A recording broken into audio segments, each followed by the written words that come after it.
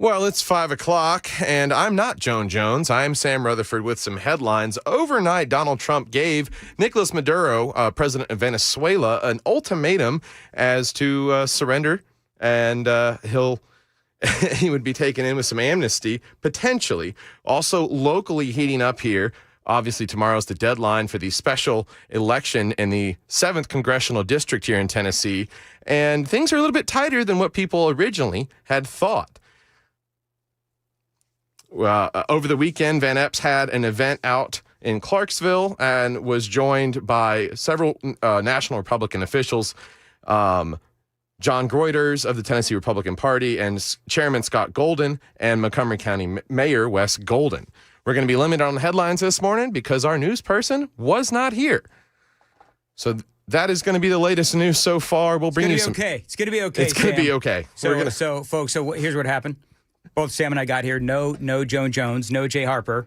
No one is showing up to do news. So Sam, in 5 seconds, had to put together a newscast. So here's what's going to happen today.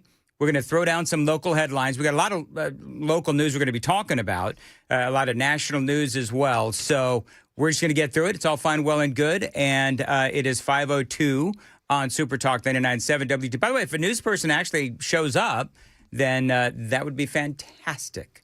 Anyway, Let's go ahead and move on. All right. Well, we'll try to bring you some news at the top and bottom every hour per normal, and definitely your traffic on Super Talk 99.7 WTN.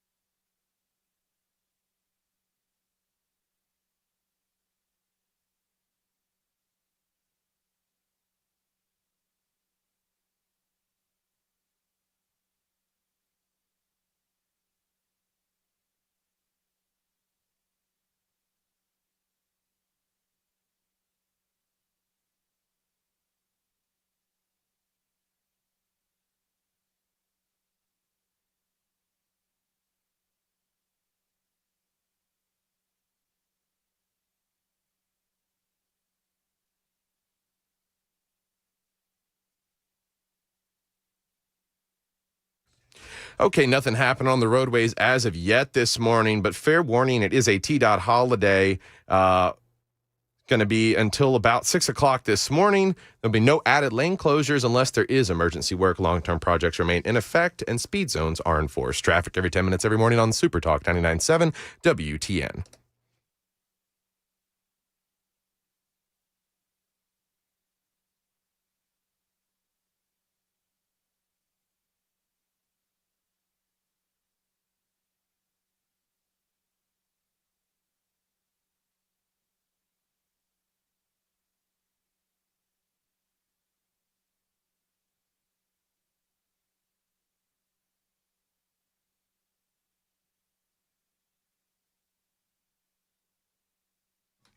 .504 Nashville's Morning News on Super Talk 99.7 WTN. Good morning to your friends. Hope you are doing well. Welcome to December 1st of 2025. Hope you are having a great morning so far.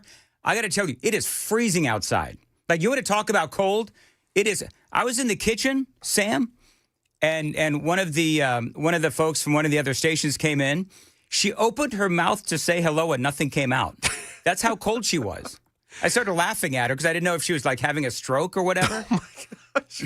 But I said hello, and she said, I was trying to say good morning, but I'm so cold. So it is very freezing, very cold outside. So just know that as you head out the door this morning. So we are just a little situation, a couple of things going on. This is what Sam and I came into this morning. We're not going to dwell on it. No. I'm in a good mood, and nothing's going to spoil that. Nobody showed up to do news today. So we're assuming that Joan asked for the day off and no one was scheduled to cover. So that happens, apparently. And also the Super Talk TV screen behind me is also not working. So this is what we came into today, but that's okay. You know, Sam, I almost had some nationwide radio coverage last night. Oh, did you? I did. So you ever heard of Bill Cunningham? Of course. So he is very widely syndicated, and he heard me on Red Eye Radio. I guess over the weekend they replayed something that I did, and he wanted me to come on to his show, nationally syndicated, as a guest to talk about the complete and utter train wreck that is Afton Bain. Yeah. And I said no. Do you know why I said no? Because I was already on my sleepy drugs. I didn't get the note from them until after I'd taken all my CBD stuff to help me sleep. And as wonderful as Bill Cunningham is, I needed to get my shut-eye. So I think Matt Murphy, I recommended Matt Murphy to talk to Bill Cunningham about all of that. So maybe he did. I don't know. I'm going to anxiously wait to hear from Matt to see if he actually was on with the mighty Bill Cunningham, who is a man that I greatly admire. So maybe at some other time I'll be on with Bill Cunningham. So you had a good, very quickly, had a good Thanksgiving holiday, Sam? Yes, I did. It was wonderful. It was as traditional as it gets. We all met up at my aunt and uncle's house with my grandparents. There was turkey. There was dressing. All the fixings. My wife made this. I didn't think it was going to work, but I'm always going to motivate her. It was a bourbon creme brulee pumpkin pie. And so we'll obviously bake it the night before, get it there, and then I got to torch it with some dusted sugar on top, and it was phenomenal. Nice. Very good. Well, glad you had a good Thanksgiving. My daughter and grandson were out. We had a great time, and he is... He's a rambunctious little fellow at now about 14 months old. He likes to turn everything off. So I want you to imagine trying to cook Thanksgiving dinner as this little being is running around turning off the oven. That happened twice. So my entire Thanksgiving day was spent monitoring the oven to make sure that the little one didn't come and turn off the oven. He was never in any danger or anything, but he just kept turning it off. Yeah, he'd be in danger of drying out the turkey at that rate. Well, he'd be in danger of angering Grandpa because Grandpa was hungry. Anyway, moving right along. So it is 5:08, Nashville's Morning News. Other than that, though, we have Super Talk TV is actually working this morning. So hello, everyone, on Super Talk TV, and appreciate you listening. Super Text line is open, 615-737-9986, 615-737-WWTN. If you want to text us, that would be great. Now, let's get to the content, shall we? Tomorrow is the big day, December 2nd, general election for the 7th Congressional District. Now, we all know, I don't feel like I need to retrace for all you folks. I mean, I know that you all have been listening for a long time. You know what is going on with Afton Bain. We know that she came out and she said that she hated Nashville and all of that. So she had an opportunity. Afton Bain had an opportunity to take back or admit that it was a mistake that she said that she hated Nashville, that she hated the Woo Girls, and she hated country music. She had a chance to sort of make it all right, and she didn't do it. Actually, she kind of doubled down. This is what she said on CNN. By the way, if you're watching on Super Talk TV, you can see all kinds of video this morning. I hate the city. I hate the bachelorettes. I hate the pedal taverns. I hate country music. I hate all of the things that make Nashville, apparently, an it city to the rest of the country. But I hate it. I know you said those comments were taken out of context, but I want to ask you about it because I'm wondering, do you think it was a mistake to say that?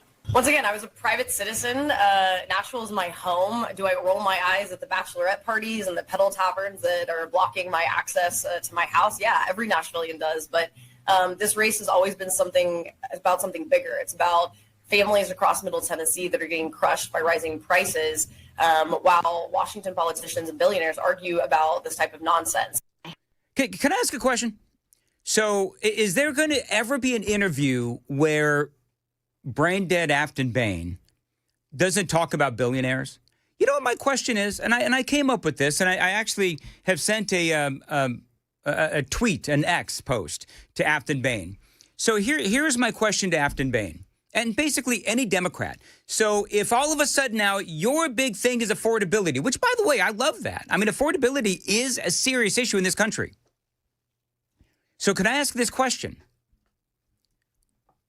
Would you, Democrats, be in favor of doing what Donald Trump wants to do and limit as much migration or immigration from third world countries as possible, and all of those resources, instead of going to those migrants, go to our young American families? I would love those resources to go to our young American families to assist them in purchasing a home and having children.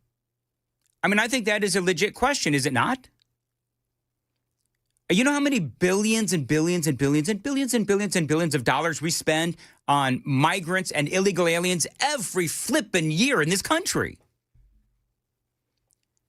And how incredible would it be if we could help people who are citizens of this country, who, by the way, are not going to send a good part of what they get from taxpayer dollars here in America back to their home country? I mean, coming up, we're going to talk about what the hell is going on in Minnesota, otherwise known as Somalia, where, you know, we've talked about this here in the last several months, where they've got all of this fraud from these Somalians that is going on in Minnesota. They actually stole COVID funds. Did you hear that Trump called, you hear what Trump called Tim Walz? Oh, yeah. Not only did he call him I hate this term, but he called him a retard. Donald Trump called Tim Walz a retard. This came up and with some friends of mine, and the overriding commentary was, well, it's true. Yeah. It's like, is it an insult or is it an adjective calling Tim Walz a retard? Now, look, I don't like that term, but I'm sorry. And I'm going to say this every time you see the pearl clutching, and I'm bouncing all over the place, but every time I see the pearl clutching on the left, when Donald Trump calls somebody a name, it's like, I'm sorry, but you people have been calling us Nazis and white supremacists and the rest of that crap for years now. So I'm sorry, I'm not going to pearl clutch over the term retard. Oh, and the very same governor who, at a public event, well, I know you all were waking up this morning hoping to hear some news About, referencing him dying. Yeah, Donald Trump being assassinated. Yeah. Yep. No, you're absolutely right. So I think it's when you behave that way, Yeah. in which is even more laughable, casual attire, a hat, and a T-shirt. Right. You're going to draw the ire of the president, and he's going to call you names, and you're going to end up deserving it. So President Trump posted over getting back to Afton Bain, because I realize I'm kind of bouncing all over the place. Trump posted to Truth Social this: I am asking all America First patriots in Tennessee's 7th Congressional District who have not yet voted to get out and vote on Election Day tomorrow, Tuesday, December 2nd, for a phenomenal candidate, Matt Van Epps. Matt is fighting against a woman who hates Christianity, will take away your guns, wants open borders, transgender for everybody, men in women's sports, and openly disdains country music. Do you know, I don't necessarily, I people's likes and dislikes, all right, I get it, whatever. I mean, you don't like country music, that's fine. She said she hated Tennessee. She called Tennessee, what was it, patriarchal, right? Remember that whole thing? and that if you are a woman and you have babies, as opposed to men, which she also says can have babies, but if you're a woman who has kids, then you are part of the patriarchy of Tennessee. Well, she says that specifically about marriage. She said it about marriage. That's right. We covered all of that. And so her open disdain for country music, I don't necessarily, people are going to have their taste, right? Whatever. But I don't like the other things that she disdains. She disdains ICE. She disdains border protection. She disdains children. She disdains marriage. She disdains all of that. She disdains the state of Tennessee. So for me, the fact that she disdains country music, I really don't care. I mean, I understand that there's a lot of people, including, by the way, yours truly, when all of this came out, it was like, Nashville is built on country music, but it's actually, Nashville is built on a lot more than just country music, obviously. Here's what the president, as he continued to post last night, she said, all of these things precisely and without question, it's on tape. Do not take this race for granted, President Trump says. The radical left Democrats are spending a fortune to beat one of the best candidates we've ever had, Matt Van Epps. You can win this election for Matt. Get out and vote for Matt Van Epps, who has my complete and total endorsement. He will never let you down, says Donald Trump about Matt Van Epps. Early voting, of course, we all know is now over, and we head to Election Day, which is tomorrow, the 2nd of December. Now, in that interview with CNN, I've got some more audio. She was asked about the president's comments and also the fact that she is, can I just say thank God that Al Gore invented the internet? Because there is going to be some sort of a teletown hall or something with Al Gore and AOC. And I've got details on that and what she had to say about the president's comments. It is all coming up here on Super Talk 99.7 WTN. Time to check the roads. And, of course, we finally have some stuff working this morning. We have an injury accident over at Donaldson Pike and Knapp Boulevard by BNA. And then out of the eastern split, there's a disabled vehicle with the right lane blocked on I-40 westbound at the I-2440 East exit 213A. Traffic every 10 minutes every morning on Super Talk 99.7 WTN. Thank you very much. It is cold. It is very cold. Chilly with increasing cloudiness, periods of rain and drizzle late in the afternoon, high of 42. Feeling like 43. Appreciate you listening to Nashville's Morning News on Super Talk 99.7 WTN. So, Afton Bain gave an interview, CNN, and she was asked about, I just told you the president's comments on X, I guess it was on True Social. And this is what she had to say about all this, Afton Bain. Because Trump has been calling you, quote, the AOC of Tennessee. So, I mean, aren't you just feeding into that narrative by appearing with her? Like I said, we're really grateful for the support across the political spectrum. And if you and for your listeners, the teletown hall also features former Vice President Al Gore. You know what's interesting? Does she ever answer a question? Here's the other thing that I would ask her. I'm a little confused. Sam, can you look up how much is Al Gore worth? If she keeps berating the millionaires and the billionaires, well, then why is she appearing with one? Can I ask that question? She keeps berating in the previous audio bite video. She was berating the millionaires and the billionaires that Donald Trump is supposedly and the Republicans supposedly want to help. Well, okay, then why is she appearing with one? That would be my question. Al Gore's worth how much? Celebrity Net Worth has him estimated to be worth $300 million. So why is she appearing with a millionaire if she believes the millionaires and billionaires are the bane of society? Is that a legit question to ask? I think that's a legit question to ask, is it not? Mm-hmm. Here's more from Afton Bain. Former Vice President Al Gore, who is a Tennessee legend. So I look at it as iconic that you have, Democrats from all political stripes joining in on this moment and saying, we are standing up to what is happening in Washington and we want to be part of the solution rather than the problem. Yeah, because some of those you are campaigning with, including AOC, have called for ICE to be abolished. You have been sharply critical of the ICE raids in Nashville, but do you think that ICE should be abolished? Okay. You'll notice in the next, 30 seconds that Afton Bain refuses to answer the question. Can I ask this question? Why is she not answering these questions? This is what I don't understand. Remember last week, she also refused to answer the question about whether or not she felt the police should be defunded. And she's not going to answer this question either. Listen to this.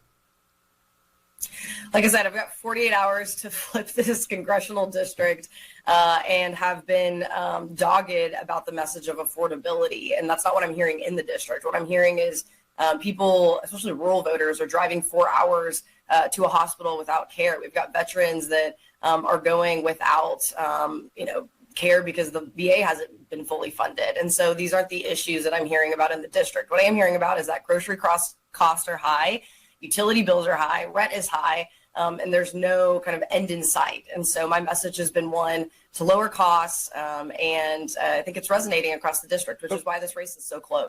So she won't answer questions, man. She won't answer questions. And so I have openly asked her this on X. Follow me on X at Dan Mandas Show. Would Afton Baines support President Trump's ban on these third world migrants and instead focus on helping young American families buy homes and have children? If her focus on affordability is genuine, then would she support putting those vast resources that we put into these migrants and illegal aliens into young American families? I mean, it's a pretty simple question. We put billions and billions of dollars into these programs across the nation. I would love to know what her thoughts are on that. Now, as far as early voting goes, remember that the Emerson polling that everybody started freaking out about, where it was Afton Bain and Matt Van Epps. It was really close. And so everybody started really paying attention to this race here in the 7th. Of course, we've been paying attention to this race for quite some time now, obviously.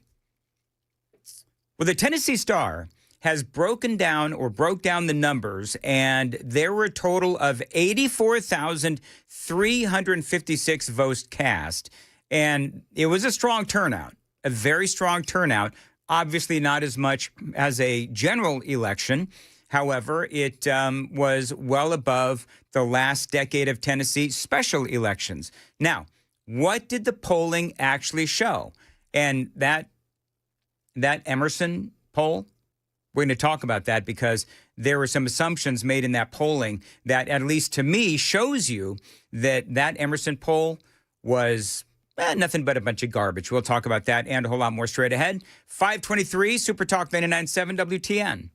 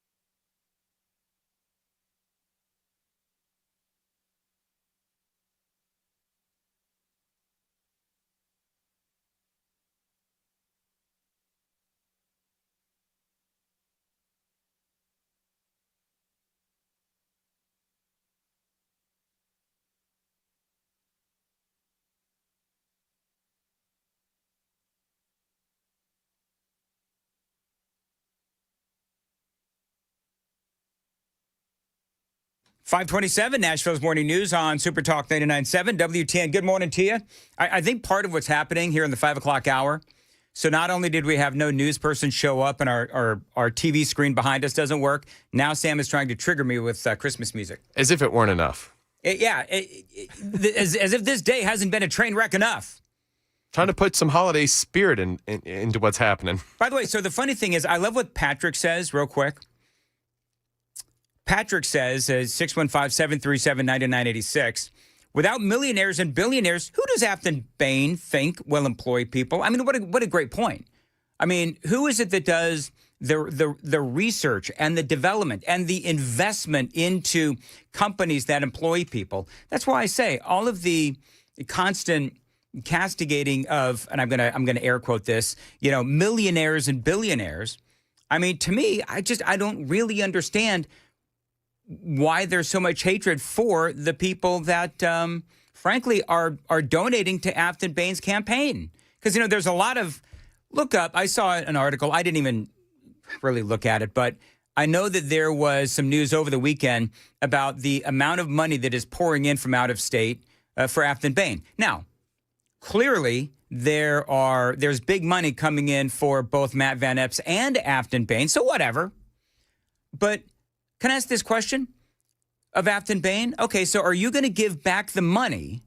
Are you going to give back the money that you got from millionaires and billionaires that have donated to your campaign? And again, I will ask the question. If millionaires and billionaires are so bad, then why are you doing a tele-event with Al Gore, who is worth $300 million? Inquiring minds want to know. Grok says that the estimated out-of-state donations would be 70 to 90% of individual contributions. For Bain, this suggests approximately 800,000 to $1 million in out-of-state individual donations. All right.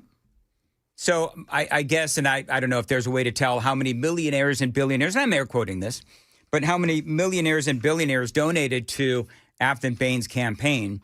But the bottom line is, it's all a bunch of hypocrisy, because if she really meant what she said, if Afton Bain really meant what she said, then I would say, you know what, Afton Bain?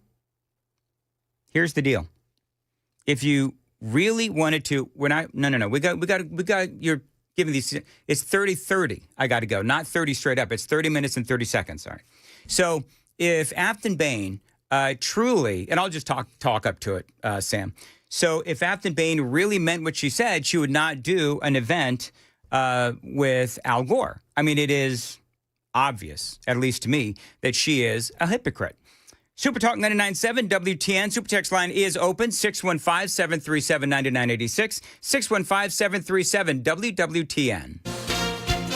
ABC News, I'm Sherry Preston. Getting back home, easier said than done for thousands of Thanksgiving travelers. There were ground stops at both Chicago airports thanks to a major snowstorm, and there were pileups on some Midwestern interstates as well. And, says ABC's Hannah Batta, more snow is on the way today, with the South bracing for freezing rain.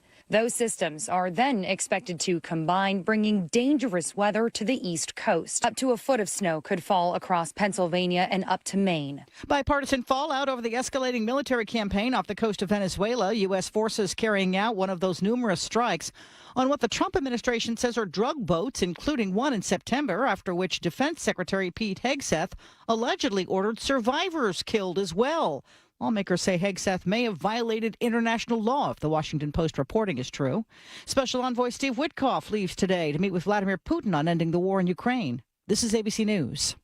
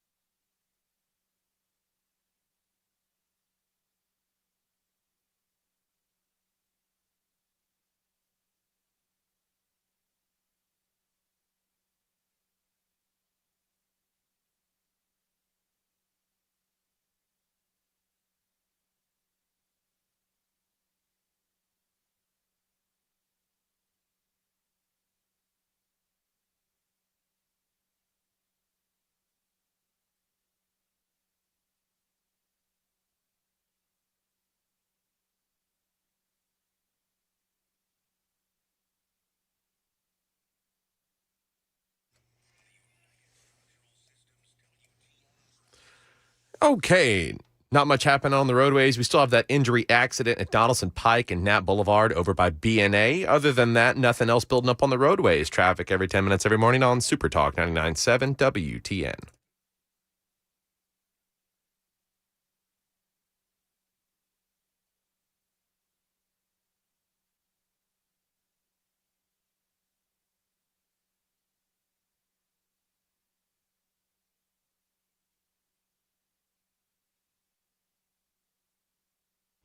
.536, Nashville's Morning News on Super Talk 99.7 WTN. Good morning to your friends. All right, I've got a brilliant idea. Sam, you're going to love this. I know they're really going to love this in the programming office of WTN. I'm getting all kinds of, crap for taking ABC News because we have a news person that has not shown up. It's not Joan.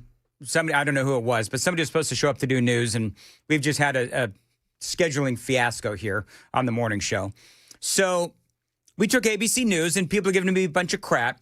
Daily Dan poll right now, from now till 6, yes or no. Go to YouTube and take the poll.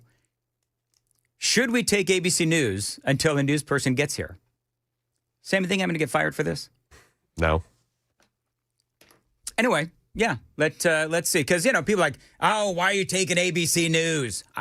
I don't know. People are jumping on this like they did at all the pies and desserts at Thanksgiving. Are they really? So people are saying no, don't take it? Yeah, 75% saying no, don't take it. Whatever. Oh, now it's jumped to 80. Anyway, if you want to go take the poll, go right on ahead at YouTube. Watch us on YouTube and also Facebook, X, 997WTN.com, so on and so forth. All right. Couple of things real quick. There are a number of things going on regarding the special election, then I'm going to move on. But the Tennessee Star has now broken down the numbers for early voting, all right, because we had early voting in the 7th. Here's what they say. They broke down the numbers. 84,356 votes were cast. They say that is a strong turnout, well above the pace of the last decade of Tennessee special elections. And they say that, and I don't want to get into the granular too much here. So here's just a few headlines. In Davidson County, of course, everybody knows Davidson County, very blue city, Nashville, Tennessee. And so they broke down the shock performer of the cycle. They came out with almost 21,000 ballots in Davidson County, Nashville. Now, that means a lot of those ballots or voters are, of course, for Afton Bain. So they came out with that 21,000 ballots. That turns out to be 24.8% of the 7th Congressional District. Okay, so that is obviously worrisome. That tells you that the Democrats in Davidson County, blue Davidson County, have been flooding the zone, right? Montgomery County, Clarksville, of course, you got the military base up there, came out with strong numbers as well. 19,110 ballots. That feels good for the Republicans, sort of. But remember that Clarksville itself is more left-leaning. This county's final early vote share is at 22%. Williamson County, they say old guard Republican, 14,777 ballots. That is 17.5% of the district's vote. Then they count what they call the rural Republican bloc.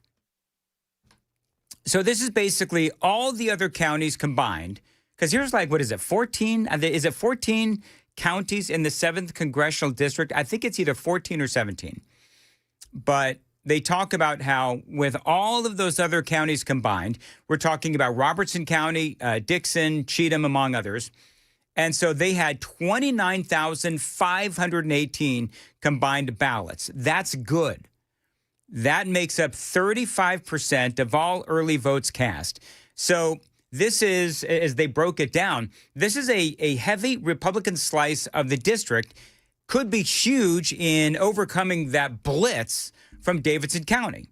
But, I mean, everybody that I talk to, everybody that I respect, they're all saying that this is going to be close. It all comes down to tomorrow. How many total counties are there? We're able to look it up there, Sam? I was, and you were correct. It is 14. Benton, Cheatham, Davidson, Decatur, Dixon, Hickman, Houston, Humphreys, Montgomery, Perry, Robertson, Stewart, Wayne, and Williamson, part of south and western areas of Williamson County. All right, so it's going to be close. You got to go out, and if you're in the 7th Congressional District, please go out and vote. You know, there's some people that are saying, oh, Matt Van Epps is the lesser of two evils, and I'm not going to vote for the lesser of two evils. Can I ask this question then? Okay, so you're not going to vote for, and by the way, I disagree with that. I don't believe that Matt Van Epps is the lesser of two evils, and I'm air quoting. But here's the thing. So let's just go along with what you're saying. All right, I'll go along with you and play the game that Matt Van Epps is the lesser of two evils. So you would rather have a really, really, really bad result in Afton Bain, somebody who wants to defund the police, wants to let in all of these illegal aliens, migrants, wants to defund ICE. She wants to dox ICE. She wants to expose ICE. She's called you, if you are a Republican or Donald Trump supporter, a white supremacist, among many other things. So you would rather not vote for Matt Van Epps, and then basically that could allow Afton Bain to win. And so you want the far greater of two evils to represent the 7th Congressional District as opposed to having a good, solid Republican in there. That doesn't make any sense to me. And I know that people are going to start hate texting at 615-737-9986. And I get that. I kind of sort of understand your thinking, but I just don't agree with it. Because you are, by effectively not voting for Matt Van Epps, then you're giving Afton Bain more of a chance of victory. And everything that she stands for is antithetical to what you believe if you are a Republican. Everything. She's called you all kinds of names. She has called your president, Donald Trump, all kinds of abhorrent names. And I just don't understand that kind of thinking. I don't. I mean, whatever, you're going to do what you want. But I think that is just silly. Because ultimately, then what you're doing is you're saying, I'm going to accept the possibility of a packing of the Supreme Court, no voter ID across the country, all of the things the Democrats want to do. So that you can sit around and stamp your feet and cross your arms and say, no, no, no, no, no. Lesser of two evils. Bullshit. Remember that poll that was quoted all over the place saying, the Emerson poll that's saying it was way tighter than anybody guessed? It was the Emerson poll. Listen to this. The Emerson pollster is now admitting the model estimates fewer Trump voters in the TN7 race than 2024. So that's the headline. In other words, essentially what they did was they were guesstimating that fewer Trump supporters would be coming out to vote in the 7th.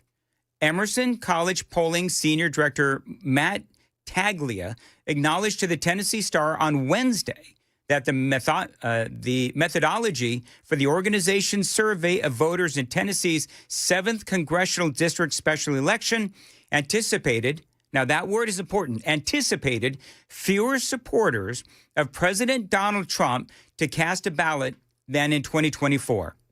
Now, here's what I don't get. Where do they actually get that Donald Trump support is in the toilet among Republicans?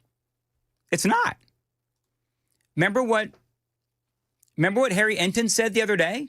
I mean, I played it for you a couple of different times where Harry Enton said, no, Donald Trump's support is actually still really strong. So where does Emerson get that there's going to be fewer Donald Trump supporters casting a ballot for the president for Matt Van Epps in the special election?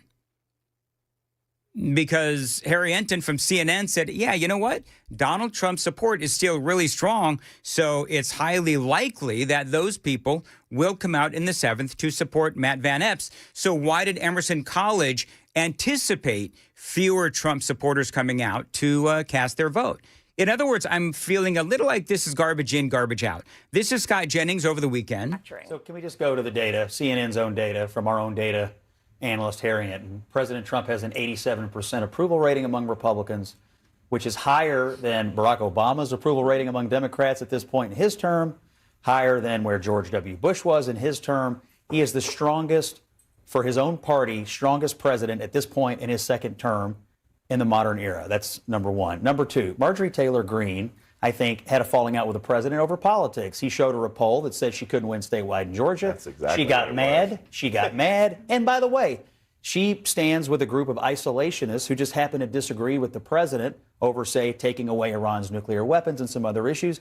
That's fine. He's the president. She's not. And if you want to talk about whether the president has a hold on his party or whether he's a lame duck, I'll just submit that when he withdrew his endorsement of Greene, she lasted a week and then had to resign from Congress. That's not weakness. That is strength. And, of course, then the chirping starts. Have I told you that's my favorite part of the Scott Jennings audio is when all the chirping starts after he finishes his statements?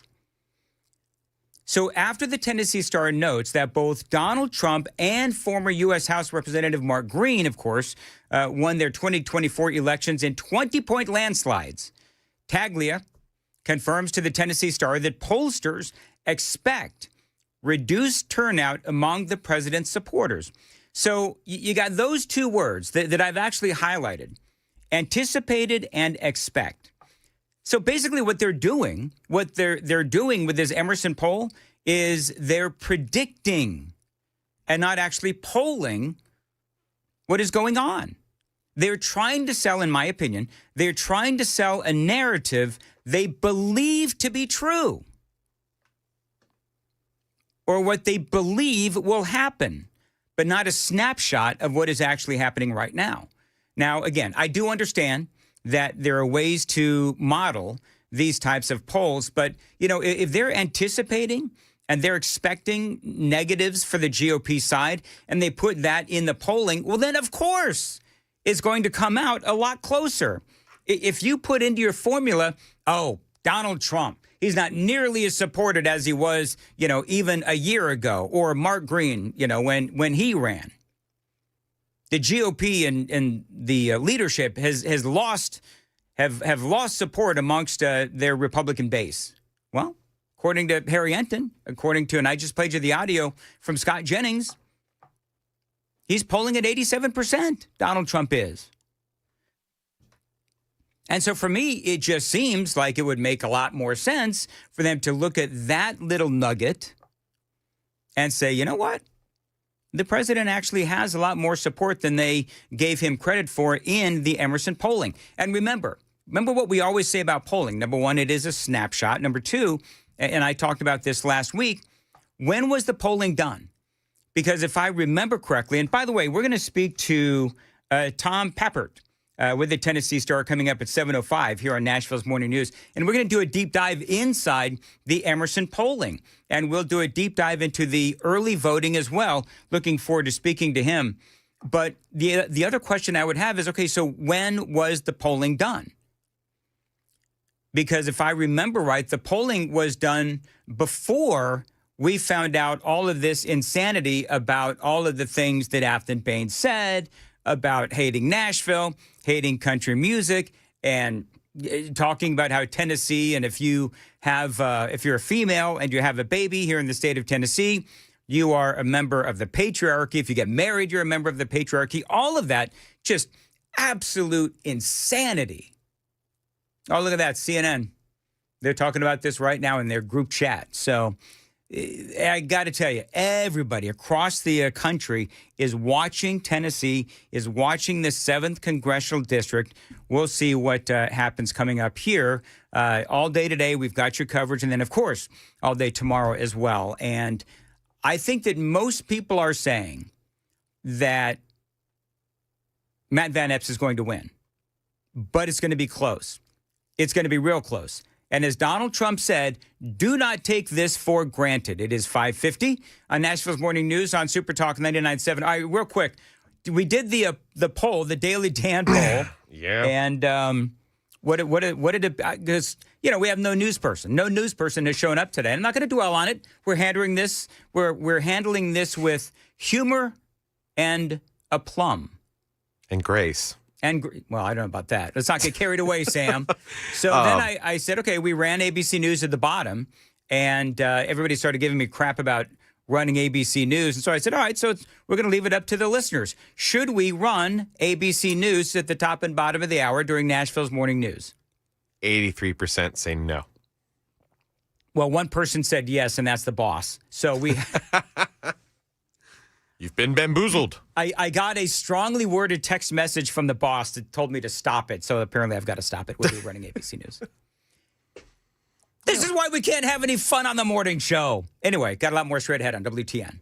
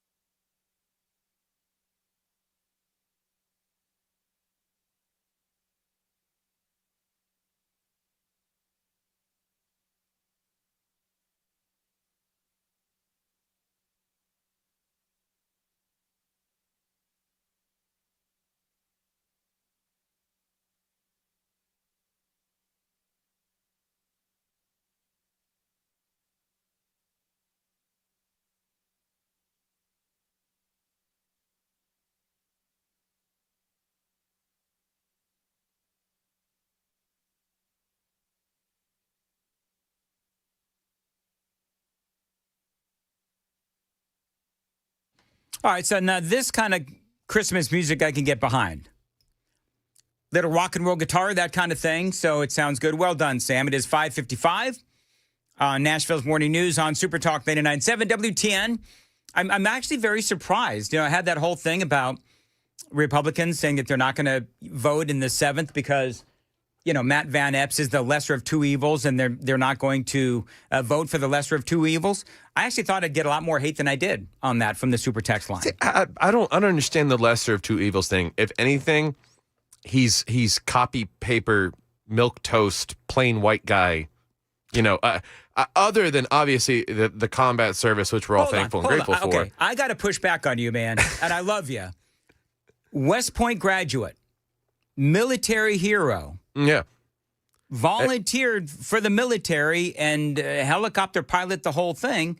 I wouldn't call that milquetoast by any stretch of the imagination. For a politician's resume, there's been several that could fit that mold. He's not a Trump, right? He's not a kind of a groundbreaker coming out of an industry that he'd be unfamiliar with. In fact, he majored in political science at West Point, if I'm not mistaken. So he's very well read and very well studied, but he's prototypical in a way. He doesn't break the mold in that aspect, is what I mean. Okay. So lesser of two evils, I don't understand, but I guess if you want someone kooky, crazy, and radical, then you've got a loudmouth leftist with a big old mouth that.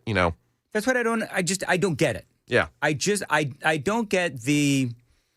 It's like puritanical purism of some conservatives, right? Yeah. They want somebody that believes everything that they believe, and they'll call Van Epps a rhino. But then my question is, okay, what is a rhino? Like, what specifically do you not like about Matt Van Epps? And I guess that would be my question. What is it you don't like about him? And I respect everybody. I don't understand the lesser of two evils. So, in other words, you're going to open the door to the possibility of the left taking over the House of Representatives, and then all of the things that we've talked about, from constant investigations into Donald Trump. The impeachment hearings of Donald Trump will most certainly begin as well. And by the way, if Afton Bain wins the 7th, then she's in for what, like a year? And then we have a midterm election, which is then she's got to go ahead and rerun again.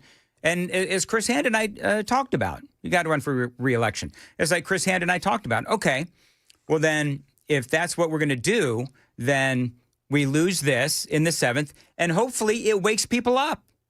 Hopefully that's what happens, is it wakes people up. And a lot of people are blaming former Congressman Mark Green for this, for running for re-election and then stepping aside.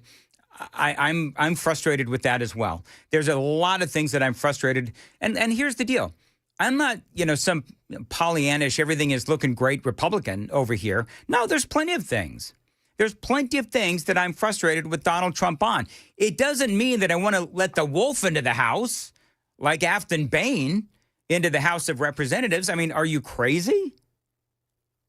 Oh, but Matt Van Epps is the lesser of two evils, and I'm not going to vote for the lesser of two evils. It's just it does not make any sense. Anyway, it is 5:58, Nashville's Morning News on Super Talk 99.7.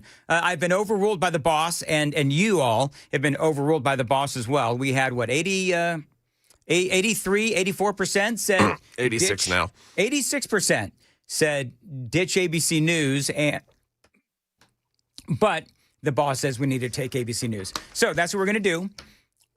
So I don't even know. We haven't had a chance to talk about this. So what am I doing? Am I talking up to?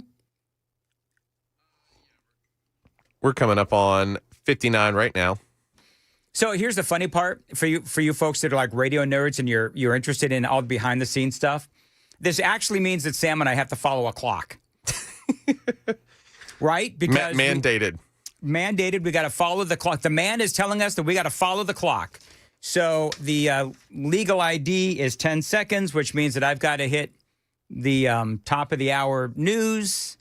And what time do I have to go? 59:45, I think is about right. Yep. Is that correct? Yep. Okay. Coming up next, Donald Trump wants to ban migrants from third world countries. We're going to talk about that and a whole lot more straight ahead. 615-737-9986, 615-737-WWTN.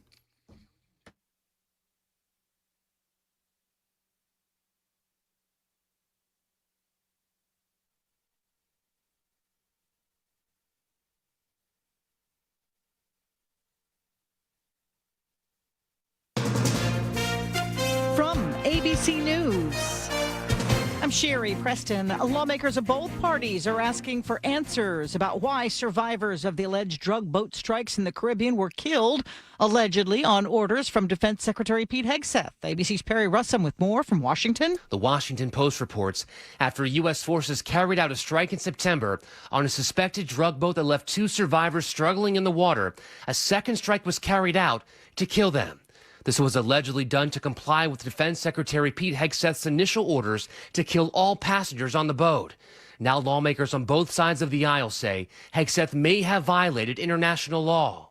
On Air Force One, President Trump was asked about it. I don't know. I'm going to find out about it, but Pete said he did not order the death of those 2 men. President Trump vowing to stop processing asylum claims following the shooting of those 2 National Guard members, allegedly by an Afghan national who had been granted asylum earlier this year under the Trump administration. ABC's Selena Wang. Rights groups here are warning leaders not to demonize the whole Afghan community because of the actions of one individual. One advocate for Afghan refugees said that this community in the U.S. undergoes some of the most extensive security vetting out of any community that comes into the U.S. There were talks in Florida over the weekend on ending the war in Ukraine, with special envoy planning a trip to Moscow this morning. ABC's Ian Pannell has more from Kyiv. We now know that Steve Witkoff, he's going to get on a plane today and he's going to meet Vladimir Putin on Tuesday, that he's going to take this document to Putin and see what the Russians have to say about it. So, look, this is serious. They look serious. There is momentum, and there's real pressure from President Trump. Israeli Prime Minister Netanyahu asking for a pardon in his corruption trial. Major snowstorm disrupting holiday travel as folks were returning home from the Thanksgiving holiday. You're listening to ABC News.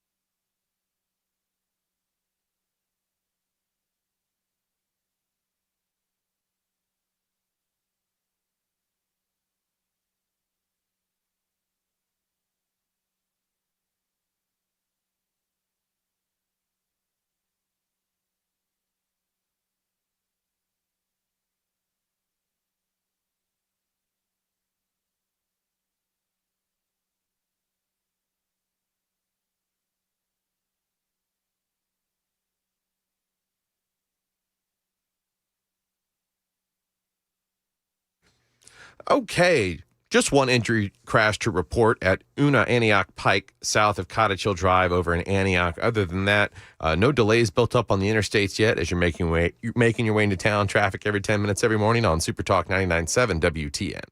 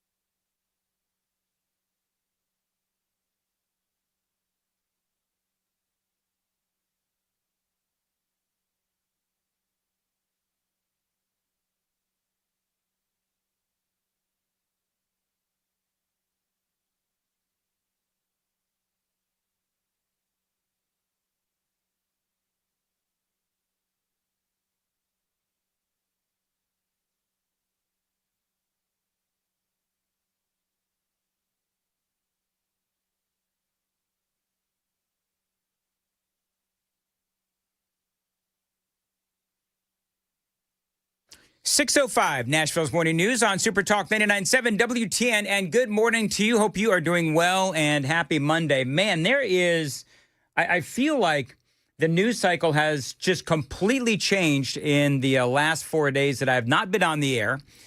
And so, of course, we all know what's happening tomorrow, the 7th Congressional District. That special election is going to happen, Matt Van Epps versus Afton Bain. There are other things. We covered that extensively in the 5.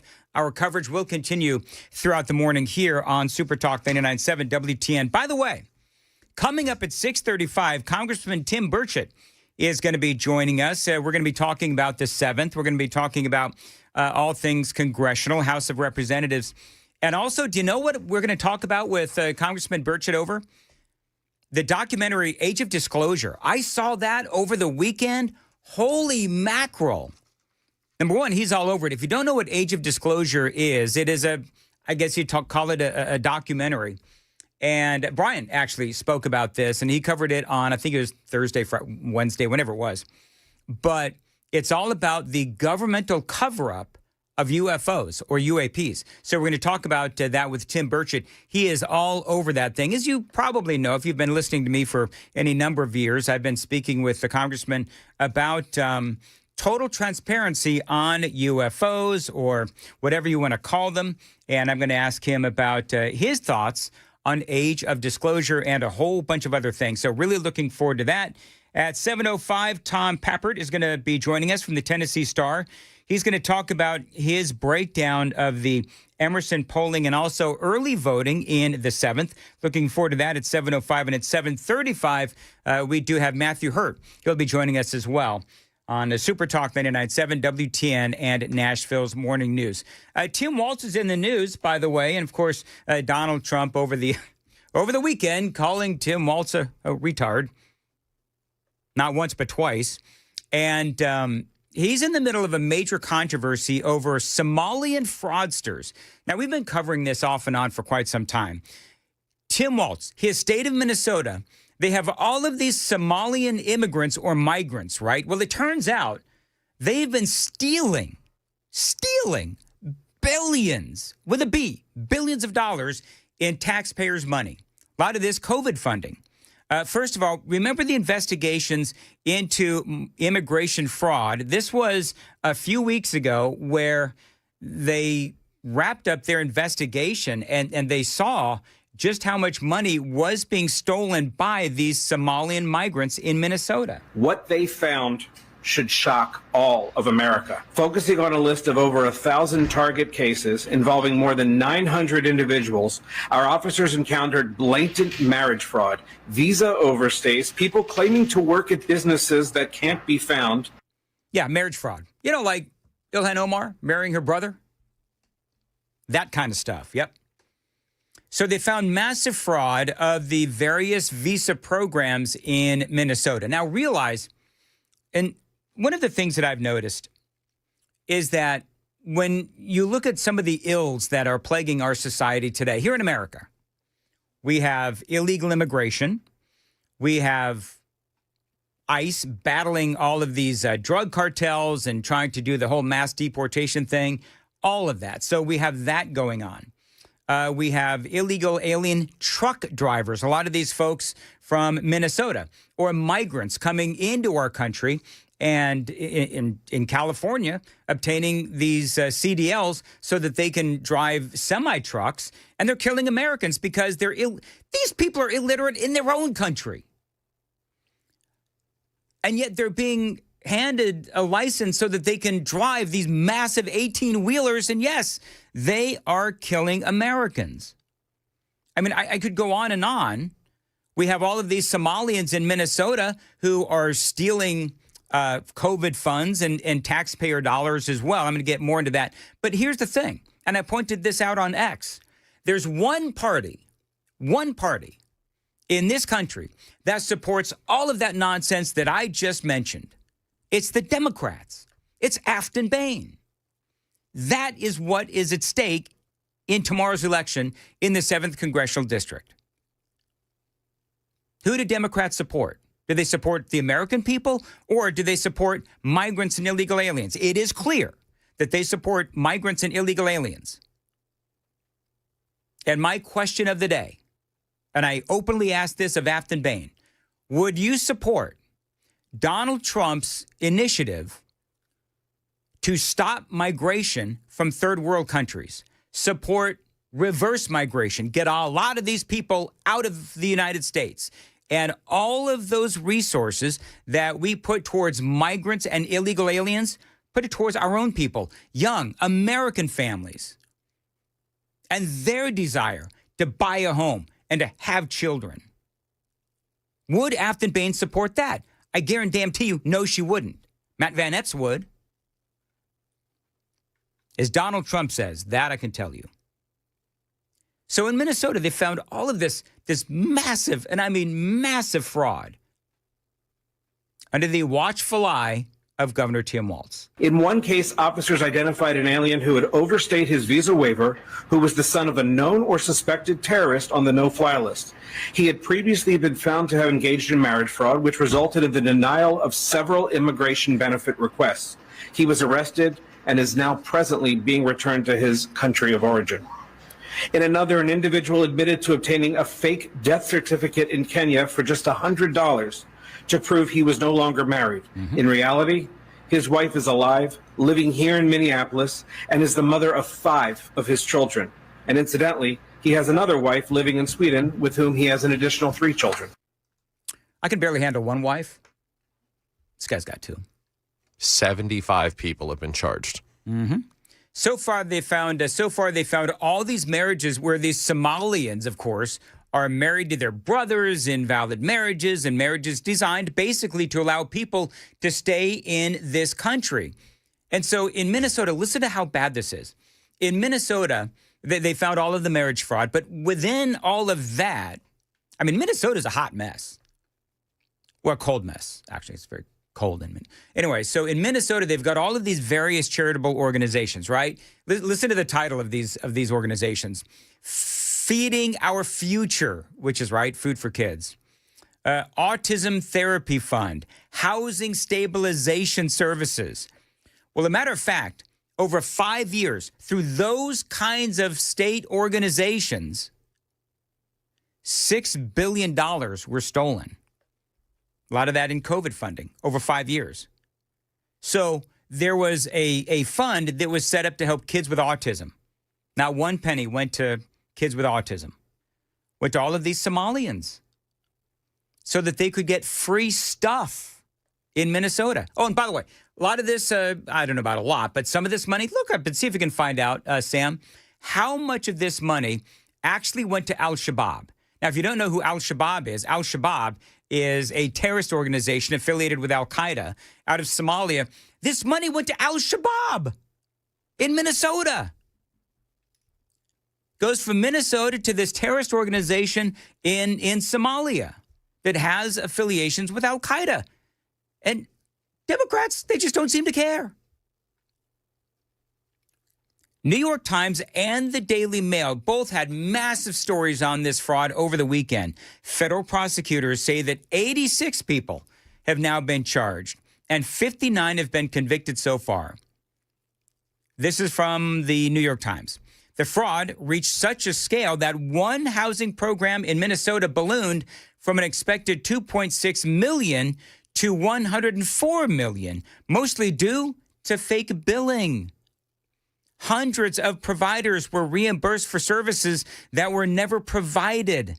Another program that was supposed to provide therapy to autistic children did nothing of the sort. According to prosecutors, they went to terrorist organizations and the Somalians in Minnesota.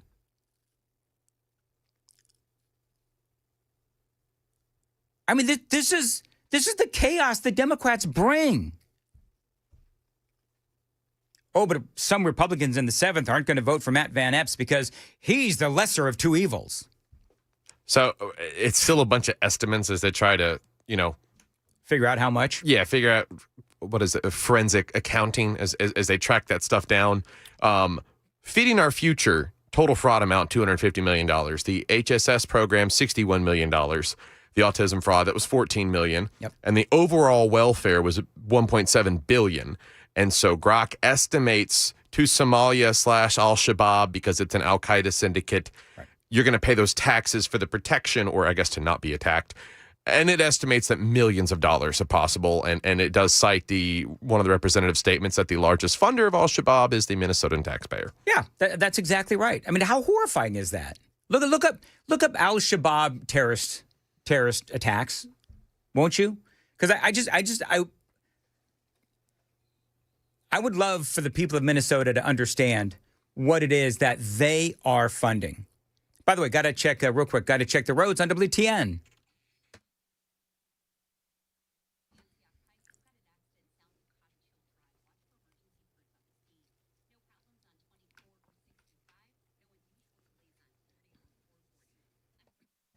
As far as your weather goes, chilly today. It's actually really cold right now. With increasing cloudiness, periods of rain and drizzle late in the afternoon. High of 42, feeling like 43. Appreciate you listening to Nashville's Morning News on Super Talk 99.7 WTN. So, of course, Tim Walz was asked about all this. And by the way, the president did indeed call Tim Walz a retard. I don't condone the use of such language. I'm going to be perfectly honest, I hate that word. However, I mean, when Democrats are calling Republicans white supremacists and Nazis and all the rest of that nonsense, really don't care. Not going to pearl clutch over the term retard if they're calling us all of those other things. Anyway, so Tim Walz was asked about all this. Yeah, I think there's something wrong with it. By the way, this is Donald, real quick, this is Donald Trump, where he does indeed use the word retard.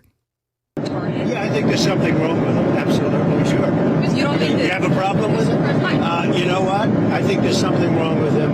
Anybody that would do what he did, anybody that would allow those people into a state and pay billions of dollars out to Somalia. We give billions of dollars to Somalia. It's not even a country because it doesn't function like a country. It's got a name, but it doesn't function like a country. Yeah, there's something wrong with Walz. I mean, listen, there is something wrong with Walz. I thought that when I watched him try to load a shotgun. Have you seen, by the way, I think I posted this on X. Oh, my goodness gracious. It was so funny. So on X, if you follow me on X at Dan Mandis Show, just scroll down and find the video. Somebody compiled a video of Tim Walz and doing all of the stage gyrations. You know how he does when he's like doing the double wave and all that kind of stuff. And they put it to music. They put it to ABBA, Dancing Queen. Oh my goodness. It is so, if you want to laugh this morning, I don't want to be kicked off YouTube, so I can't play Dancing Queen. But it's Tim Walz and his stage gyrations to the tune of Dancing Queen. Oh, it is. And what's so funny is that he looks right at home.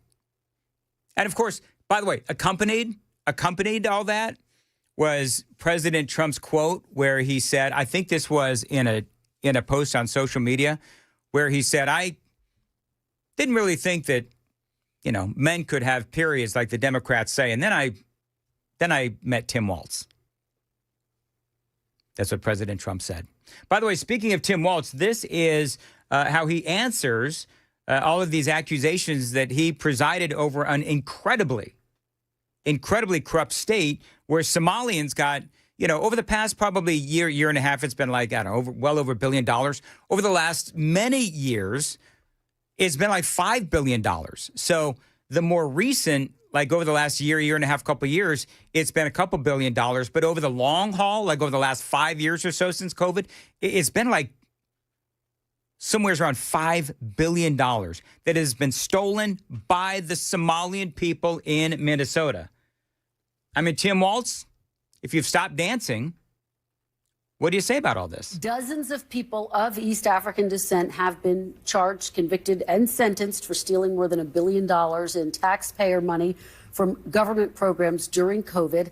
As you know, Governor, that is more than Minnesota spends each year to run its Department of Corrections. So I want to give you a chance to respond to this. Do you take responsibility for failing to stop this fraud in your state? Well, certainly I take responsibility for putting people in jail. Governors don't get to just talk theoretically. We have to solve problems. So, number one, clearly not taking responsibility. That's number one. Number two, Tim Walz has been the governor of Minnesota for like years. And so this all started under his purview, under his watch. And I think he was a congressman before that. Wasn't he a congressman before that in Minnesota? I believe that he was. So he can talk big about putting people in jail, but the reality is that all of this began under his watch. Responsibility for putting people in jail. Governors don't get to just talk theoretically. We have to solve problems. And I will note, it's not just Somalis. Minnesota is a generous state. Minnesota is a prosperous state, a well-run state. We're AAA bond rated, but that attracts criminals. Those people are going to jail. We're doing everything we can. But to demonize an entire community on the actions of a few, it's lazy. Dozens of people of East African descent have been charged, convicted, and sentenced for stealing more than $1 billion. All right, so you were telling me off the air, Department of Health and Human Services in Minnesota, they're saying once they get all the forensics done, they are going to estimate that it could be $8 to $10 billion. Yeah, in a tweet from earlier when the news broke, as they uncover layers of fraud, $8 billion of fraud since 2017 is a low estimate. Wow. Fraud investigations may never end, but we believe they'll top $10 billion by the time we're done researching. That is insane. And by the way, you know what they have also done? That very same department also came out with a tweet, and they said that they've been calling out the fraud. Whistleblowers have been calling out fraud, and Tim Walz, the governor, has been targeting those whistleblowers. Yep. Trying to shut them down. Yeah, and this tweet kind of blows the whistle on how he, they claim he disempowered the office of the legislative auditor. I mean, yeah. To tell an office not to look into something? So when you say, oh, I'm not going to, because let me ask you this question. Who do you think Tim Walz supports? And who do you think Afton Bain supports? Do you think Tim Walz supports Afton Bain? Of course he does. Do you think Afton Bain supports Tim Walz? Of course. She probably praises the whole tampons in the boys' locker room idea. So you people that are like, oh, I'm not going to vote for Matt Van Epps, the lesser of two evils. Really? So this is what you want to usher into the 7th Congressional District. Doesn't make any sense to me. So I love that he's like, oh, don't demonize an entire group of people. It's not just the Somalians. Okay. So don't talk about the problem. Just get defensive and talk about how racist it is, apparently, to discuss it. So now President Trump is looking to end the temporary protective status of Somalian nationals living in Minnesota, which I think is smart. But honestly, will it solve the problem? Probably not. But what you need to do, you need to go in there. You need to root out the fraud in Minnesota, both from an immigration standpoint and from a financial fraud standpoint. So and by the way, you know who's filling in for Chris Hand today? Today's December 1st, right? E.J. Host is filling in for Chris Hand today. Now, E.J., you recall, she's been on this show more than a few times, and she will be, and she's from Minnesota. So she and I have spoken about Tim Walz many times. So she's going to have a lot more to say about this coming up after the news at 9 right here on Super Talk 99.7 WTN. 6:24 on Super Talk, and we've got a lot more straight ahead.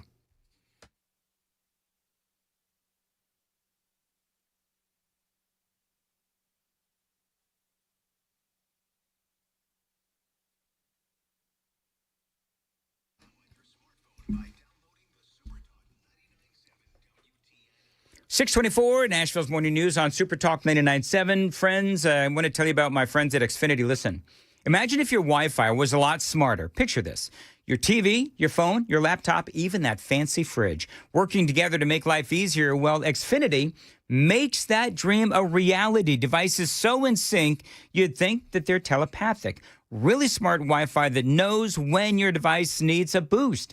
The best equipment to stream 4 games at once with multi-view, and Xfinity Mobile that gives you Wi-Fi where you need it and 5G everywhere else. That is the magic of Xfinity. It's seamlessly in tune with you. Xfinity, imagine that. Restrictions apply. To get started, call them or find them online. Xfinity.com. That is Xfinity.com. Find an Xfinity store near you and drop in today. I've been an Xfinity fan and a customer for many, many years. As a matter of fact, I was a customer of Xfinity long before I was an endorser. And again, this is a great company.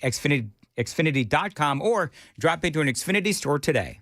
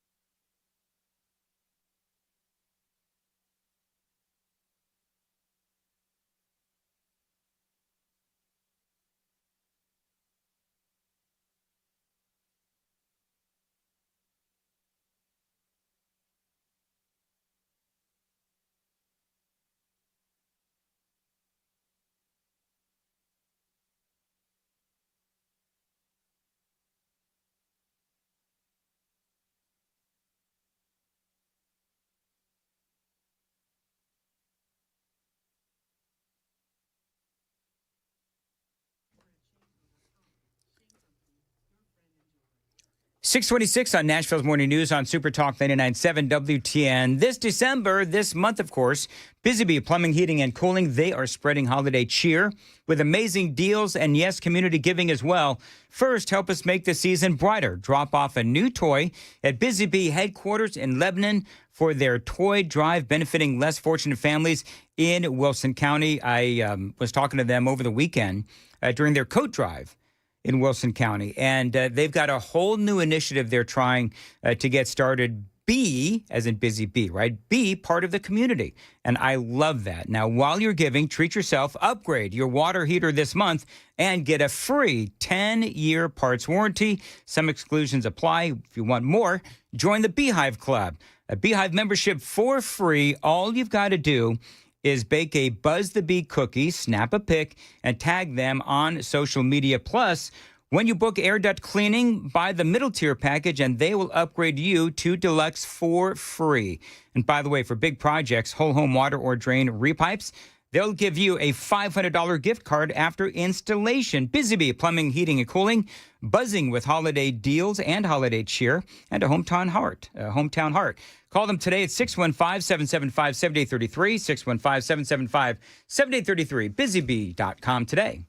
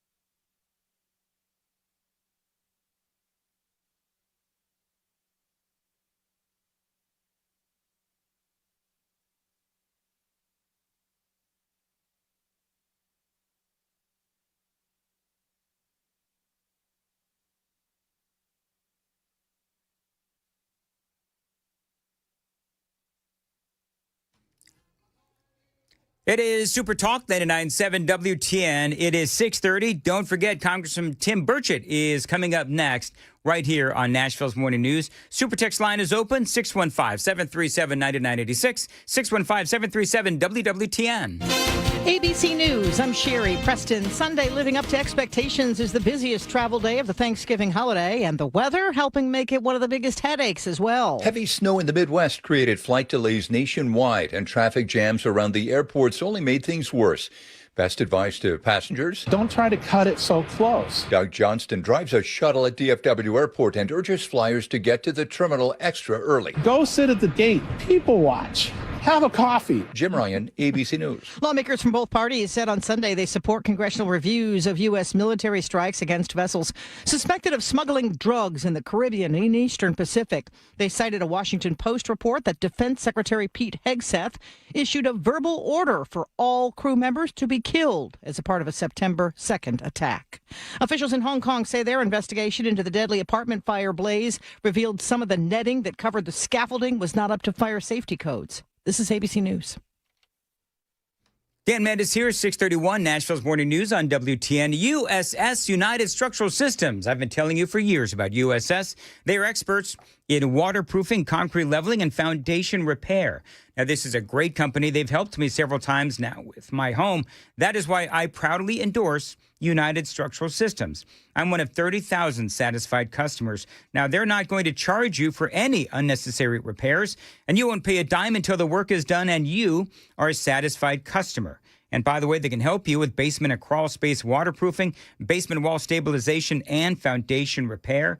United Structural Systems. We guarantee our best. Call USS 615-488-7855.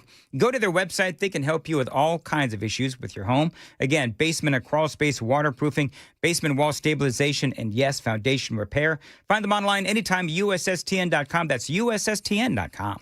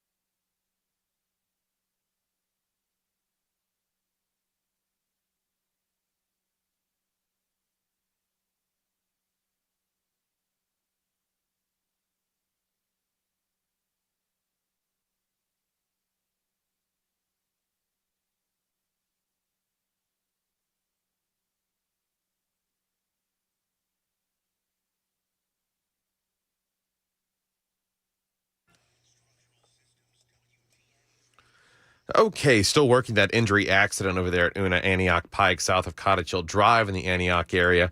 And then we have an accident with the left shoulder blocked at Spence Lane, exit 213 on I-40 westbound. And then there's going to be some backup this morning at the 65-24 junction as you're making your way into Nashville. There's an accident on I-65 southbound at the Trinity Lane exit with the right lane blocked. Traffic every 10 minutes every morning on Super Talk 99.7 WTN.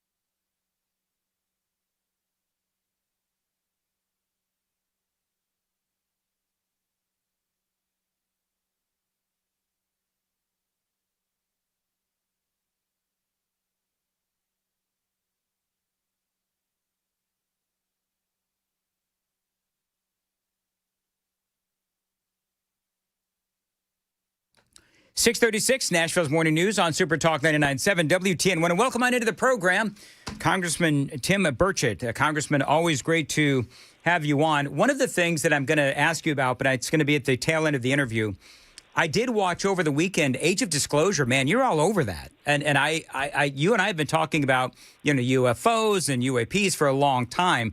So I want to get your feedback on how you think that whole thing turned out. But first, I, of course, have some business to discuss with you, Congressman. Let's talk about the 7th Congressional District tomorrow. I know that you have been advocating for Matt Van Epps. Talk about if you have any concerns about tomorrow's special election. As a matter of fact, I'm headed over right now for an event he's having this morning. Speaker of the House is going to be there, and I think the governor, I think Marsha Blackburn, and some others are going to be there. So, yeah, I'm very concerned about it. There's two ways to run, scared and unopposed. He's running against a homegrown Marxist. She was educated in Knoxville, Tennessee, at Webb School in Knoxville. And, it shows we're completely asleep at the switch. We have turned our country over to this bunch. We have turned one political party is completely run by this group. Everybody's saying she's the extreme part of the party. Heck no, she's the mainstream of the Democrat Party. This is what every single Democrat in Congress is for. They always say, oh, they're a moderate Democrat. Well, hell no, they're not a moderate Democrat. They conform to everything they've got. They want to tear down our border. They want to defund our police. They want to neuter our military, and they don't care how much money they spend to do it. And it's exactly what's going on with this country. And if Matt Van Epps does not win, it could be the tipping point, because you have people leaving Congress. We're 3 people away from losing the majority, 1 flu season away from literally 3. We have a bad case of flu run through there, and Mike Johnson is no longer Speaker. Hakeem Jeffries is the Speaker, and it will be impeachment, impeachment, impeachment. It'll be girls competing against boys in sports, boys in girls' bathrooms, transgender surgery, everything. All this crazy stuff you think is a bunch of conspiracy theorists? No, it is the reality, and it's our own fault. We've allowed this to happen. 12% of the population will go to the polls. About 45% of the so-called evangelical Christians will not vote. 30% of gun owners will not vote. They're not going to take it from us, brother. We're going to give it to them, and we better wake up. And this is the canary in the cave right here. If Matt Van Epps does not win, it could be a tipping point in the history of our country. Well, and you're right, Congressman Tim Burchett. And, of course, everybody's looking at this. And if Afton Bain does win, then there's national ramifications for that heading into the midterm elections, because this would give an indication that, there's so much momentum on the other side, on the Democrat side. One of the things I am combating this morning, and I really have been for a while now, is there are, and I know you've kind of touched on it, but I want you to expand on it if you could. There's a lot of people who are conservatives who are saying that Matt Van Epps is, and I'm going to quote here, the lesser of 2 evils. And I don't really understand that. This is a good Republican. That couldn't be anything farther from the truth. We better just put that aside. That is ridiculous talk. That's just, we got your candidate didn't win, so now we're just going to crash the country. And that's exactly that line of thought. You get behind a guy like this, and you promote him and you push him, and he'll be a great conservative. I have no doubt. But that kind of talk gets us beat, and I know it, and I get it. People got their feelings hurt in the campaigns. I do every year, and I don't understand. But Matt Van Epps is our candidate. He's as conservative. He's strong. He's good on all the issues. I think it's a good time to give a guy like this a chance. I think he can do the job. You know what's interesting, Congressman, and I've made note of this earlier. So I've noticed it with Afton Bain.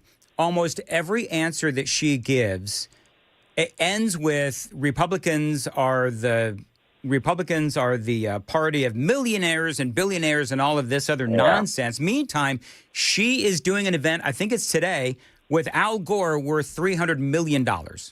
hypocritical. Yeah, I'm sure. And he came to office. He's worth a few million then too. I mean, the guy was not. He claims to be a Tennessean. I don't think he was conceived in Tennessee, and I'm pretty sure he was not even born in Tennessee. His father was a very liberal U.S. senator. You can go back on him enough. His far left viewpoints, and it's just do as I say, not as I do. Remember, he's always concerned about energy conservation, and his mansion over there in Nashville, it used up what about 5 normal houses in the Davidson County area would use in a daytime. Look, this bunch is out to get us. They do not like our country. They do not like anything we stand for. And to think that everybody was doing the victory lap when Kamala Harris came in, that was an indicator that they thought this thing they got a shot at this thing, because it's an off election year. Republicans are notoriously asleep at the switch in off elections. They're calling for weather. That's why early voting's important. You didn't get to early voting? Tough. Get off your ass and get to the polls. Look, my father fought for this country. He fought for what we had. To the day he died, I'd have to wake him up by grabbing his big toe. I couldn't wake him up over the top of him because he might wake up on one of those islands in the Pacific. He was in the Marine Corps. My mama lost her brother fighting the Nazis for the American way of life. To think that we're going to throw all that away, we might as well spit on their graves.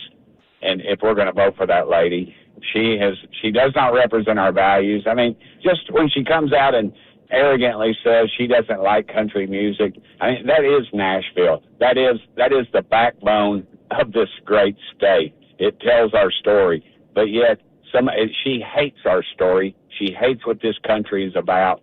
She's part of that limousine liberal crowd that run around and is arrogant. And I asked my dad one time, I said, I can't understand why these Hollywood types all these people are communists. I said, that doesn't make any sense, because they'll lose everything. No, they'll be the ones in the big house. You and I will be out there scraping in line to get a handful of food. And that is exactly what we're running into. We're going to run this thing. They want to create a woke-utopia, if you will, of all this liberal garbage that does not. Look what it's done for California. Look what it's done to New York. Look what it's done to Chicago, Illinois. Once great communities now are destroyed, and the people are moving here in droves to get away from that. And I want to hear people quit griping about all these Yankees moving down here, that they're going to try to change us. Heck no. They see how bad it is where they came from. They're here to get away from it, and they're warning us about it. She is a homegrown Marxist. Get that through our thick heads. We've got to wake up, or we will lose this country. Real quickly, Congressman Tim Burchett is joining us. You mentioned a number of different Democrat-run cities. Coming up, I got to check the traffic real quick. But coming up, I'm going to ask you about what's going on in Minnesota. This is crazy. Details straight ahead, 6:45. Yeah. Time to check the roads on WTN.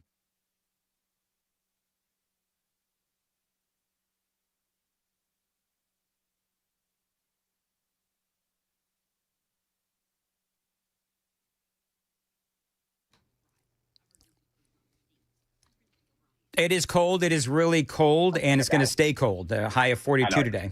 All right, Congressman, real quick. We know I spent some time earlier talking about what is going on in Minnesota with all of these Somalians, all the fraud, some of that money going to Al-Shabaab.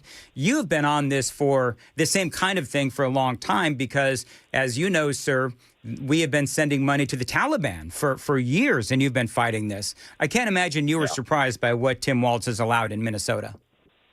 Not one bit. We're sending $40 million a week to the Taliban, and I can't get it out of our U.S. Senate right now. I can't even get a hearing in the committee, and it's ridiculous. I'm hoping to have a nice conversation with Senator Haggerty this morning, who serves on that committee. But it is ridiculous, and it's the tip of the iceberg. These NGOs that the Democrats are funding. Look, Obama brought in all those Somalians. Everybody thinks they're going to assimilate. Heck no. They're going to congregate in their own people, and that's exactly what they've done.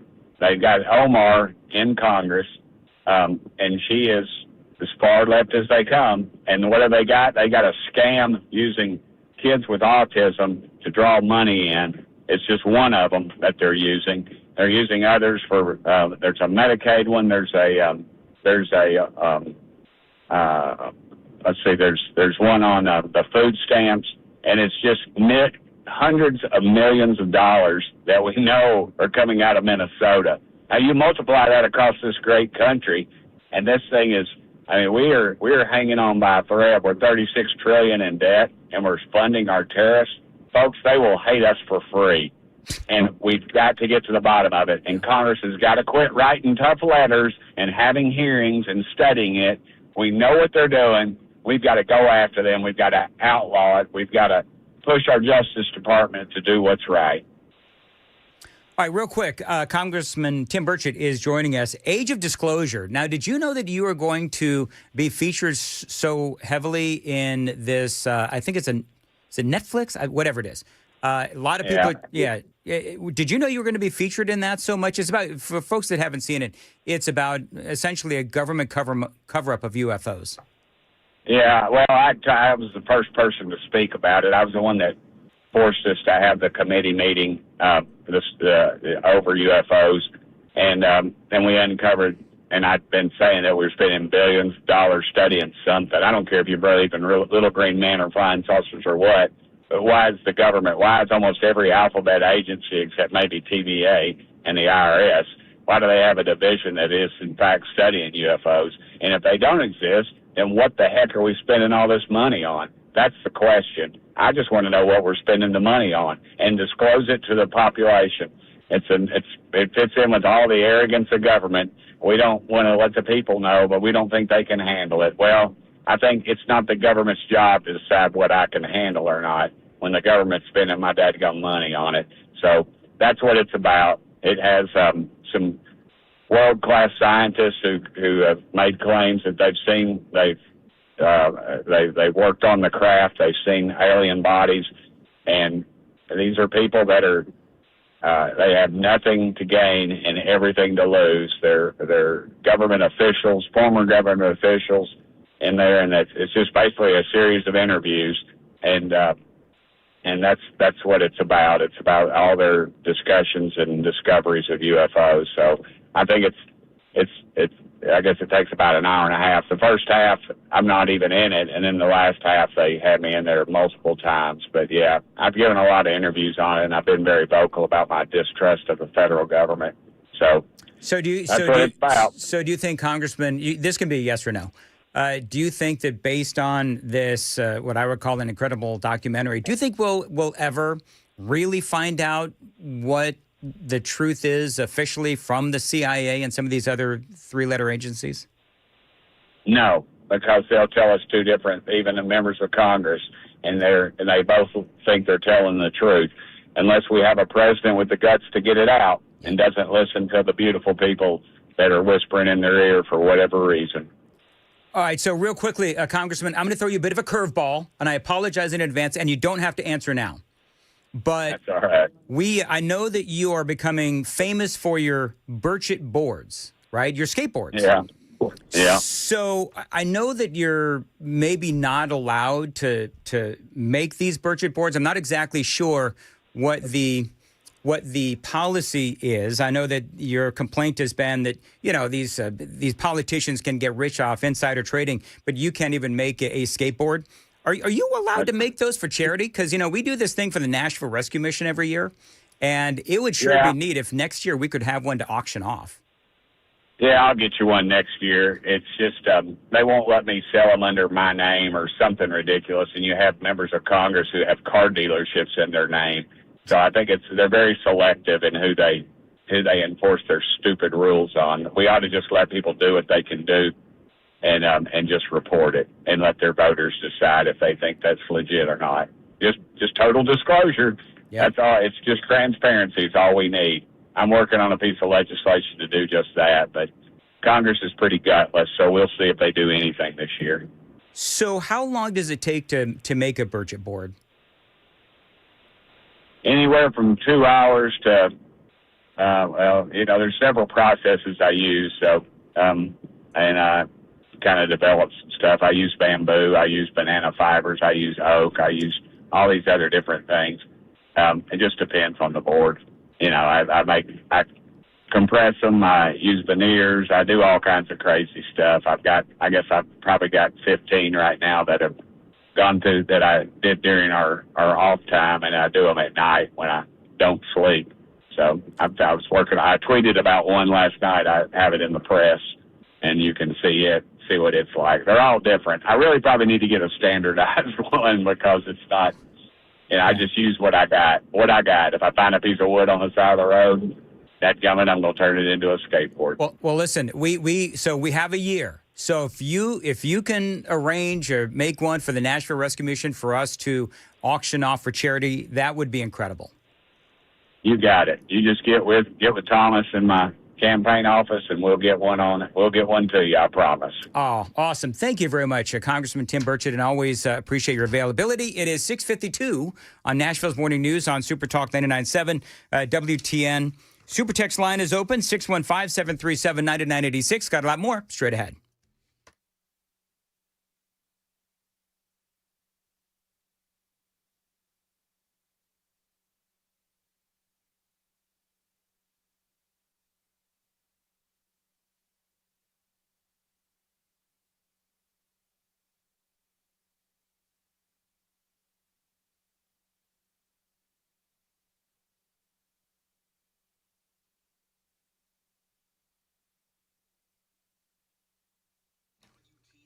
.652, Nashville's Morning News on Super Talk 99.7. Dan Mandis here. Listen, whether you're 20, 40,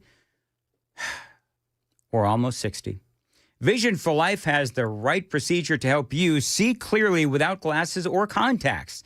Now, if you're tired of dealing with blurry vision, Dr. Horn at Vision for Life is the name to know in Nashville. Now, Dr. Horn has helped thousands of people finally break free from glasses and contacts. What makes Vision for Life different is that your treatment is tailored just for you. That's right. There's no cookie cutter approach, just smart, personalized care using the most advanced technology available. So no matter your age or your eye condition, Vision for Life is the destination for vision correction. Schedule your consultation today and let Dr. Horn create a custom vision plan built around your lifestyle and your vision goals. That's what they did for me. They can do the same thing for you. Call them. Tell them Dan told you to reach out at 615-436-2020, 615-436-2020.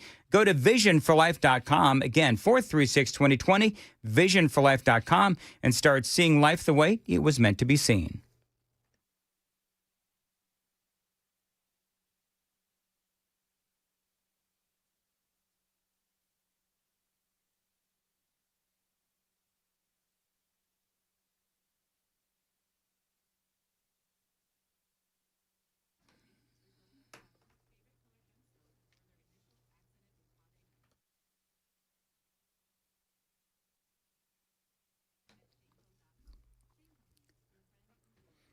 .654 in Nashville's Morning News, and Dan Mandis here for Mark Spain Real Estate. Friends, spend your time with those who matter most this holiday season and sell your home with the guaranteed offer from Mark Spain Real Estate.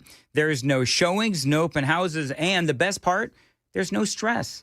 Yes, Dan Mandis here. I always recommend Mark Spain Real Estate to my friends in Nashville because I know that they are going to sell your home hassle-free with a strong all-cash offer. As a matter of fact, the Wall Street Journal and Real Trends have consistently named Mark Spain Real Estate as a top real estate team in America for closed transactions for 9 years in a row, including being ranked the #1 real estate team in the nation for 5 consecutive years. Now, Mark Spain Real Estate, they've been helping homeowners sell their homes for nearly 30 years. They've got over 72,000 satisfied clients. So reach out to them at 855-299-SOLD or go to markspain.com to get a guaranteed offer on your home today.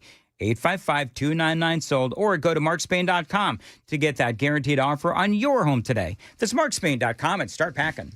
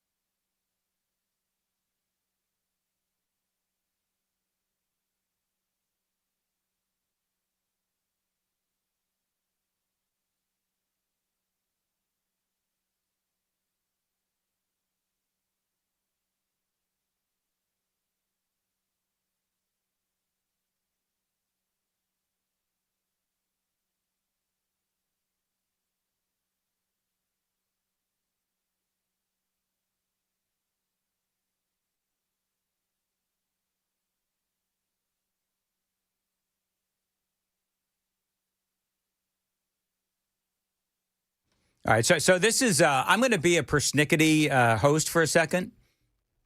So when are you not, though? CNN has this Senator Angus King on from Maine. They cut to him, and he's got he's going after his nose. It's like, dude, the camera's on you. And he's just going, listen, we've all been there. You're worried about a hanger, all those kinds of things. But, I mean, you're in the chair, man, and they're giving you 5 seconds. You're coming up. And it's like, dude, make sure you take care of that stuff before they turn on the camera. By the way, somebody sent into the super text line real quickly. Who is that idiot on the air this morning? And I'm like, it's the same one, Dan Mandis. But apparently he didn't like Tim Burchett for whatever reason. I do know that I don't know if I've ever met one person that did not like Congressman Tim Burchett. He's hard not to like and admire. Yeah, absolutely. And by the way, did you catch what I did there? I've just secured us a Burchett board, a skateboard to auction off for the Nashville Rescue Mission next year. So that's very cool. And I appreciate the congressman for doing that. By the way, speaking of Tim Walz, did you hear that ringing endorsement that he had for Kamala Harris? Do you still think she's the strongest person to run for president in 2028? Well, I'm glad she's out there, and I'm glad a whole lot of other people are out there because I think Donald Trump sucks up so much oxygen. We need to have the Democratic Party out on the field, the broad, inclusive Democratic Party talking about making life more affordable, talking about protecting freedoms. And I think Kamala Harris does a wonderful job with that. If she chooses to run, that betters all of us. We will have the process. We'll go through. I'm sure there'll be a lot of folks throw their hat into the ring, but that's good. And we need to make sure that we're providing the alternative that America's asking for. If they're going to elect us, we need to make sure healthcare costs come down. We need to make sure prices come down. We need to make sure that we're addressing the things that they care about, whether it's clean water. Did you have 4 years to do that, Tim? Did you have Joe Biden in the White House and Kamala Harris right there for 4 years? Didn't do any of that. As a matter of fact, everything got worse. As a matter of fact. So anyway, yeah, a lot of people are pointing out not exactly a ringing endorsement of Kamala Harris from her former running mate. This is Super Talk 99.7 WTN.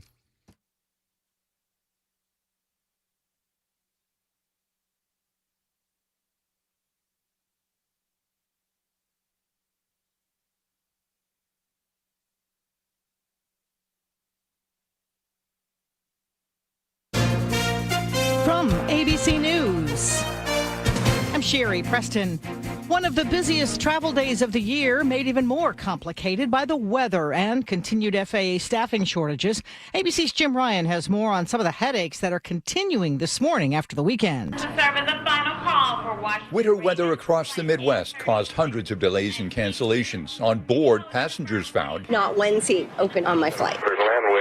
While ground stops were ordered at some airports for lack of personnel in the control tower. On the road, we were dealing with slide-offs. Colorado tow truck driver Charlie Stubblefield was busy as weather moved in. Vehicles in the snowbanks, right? That same system is moving east and threatening travel disruptions in the middle of the country. Jim Ryan, ABC News. Defense Secretary Pete Hegseth under scrutiny today after a published report saying 2 men were killed during a second strike on an alleged boat from Venezuela carrying drugs back in September. Here's ABC's Rachel Scott. The Washington Post reports there were 2 survivors left clinging to the wreckage. The Special Operations Commander overseeing the attack, then reportedly ordering U.S. services to carry out a second airstrike to kill them all, allegedly to comply with Hegseth's orders to leave no survivors. ABC News has not confirmed the details of those orders. Members of both parties say the Senate Armed Services Committee will conduct vigorous oversight to determine exactly what happened. President Trump doubling down on a freeze on asylum decisions following the shooting of 2 National Guard members in Washington last week, one of them killed. The president saying of those seeking asylum in the United States, all they do is go around killing each other. Then they come into our country and tell us how to run our country. We don't want them. Eli Lilly says it's lowering the price of its weight loss drug Zepbound by $50 a shot for those paying out of pocket. Protesters standing outside Israeli President Isaac Herzog's home as Herzog weighs a pardon request from Israeli Prime Minister Benjamin Netanyahu. You're listening to ABC News.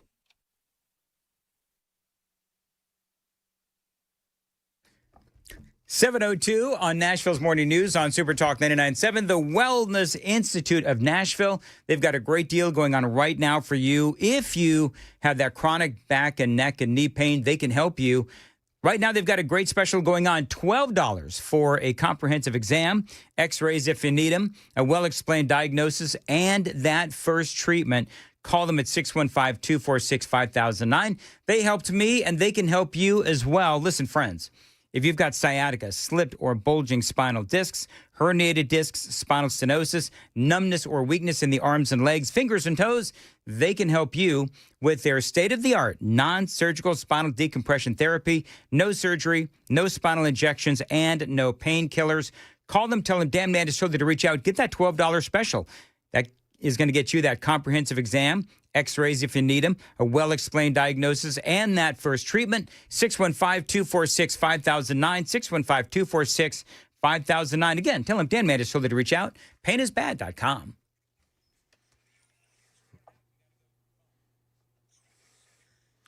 Okay, still have that accident on I-65 southbound at Trinity Lane, exit 87 over in the Talbot's Corner area. Still have an accident out in Glencliff at I-40 westbound at Spence Lane. The left shoulder's blocked in that. And still working that injury accident in Una Antioch Pike south of Cottage Hill Drive. Traffic every 10 minutes every morning on Super Talk 99.7 WTN.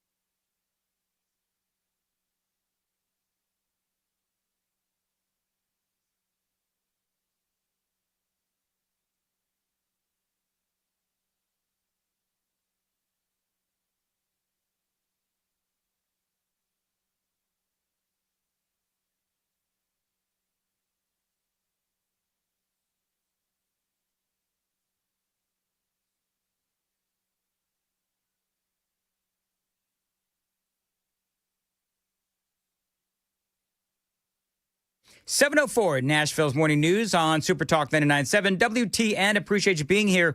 Hey, I got big news as we wait to get Tom Pappert on the phone from the Tennessee Star. We are 100 subscribers away on YouTube from 13,000. That is huge. So if you ever wanted to, you know what I should have done?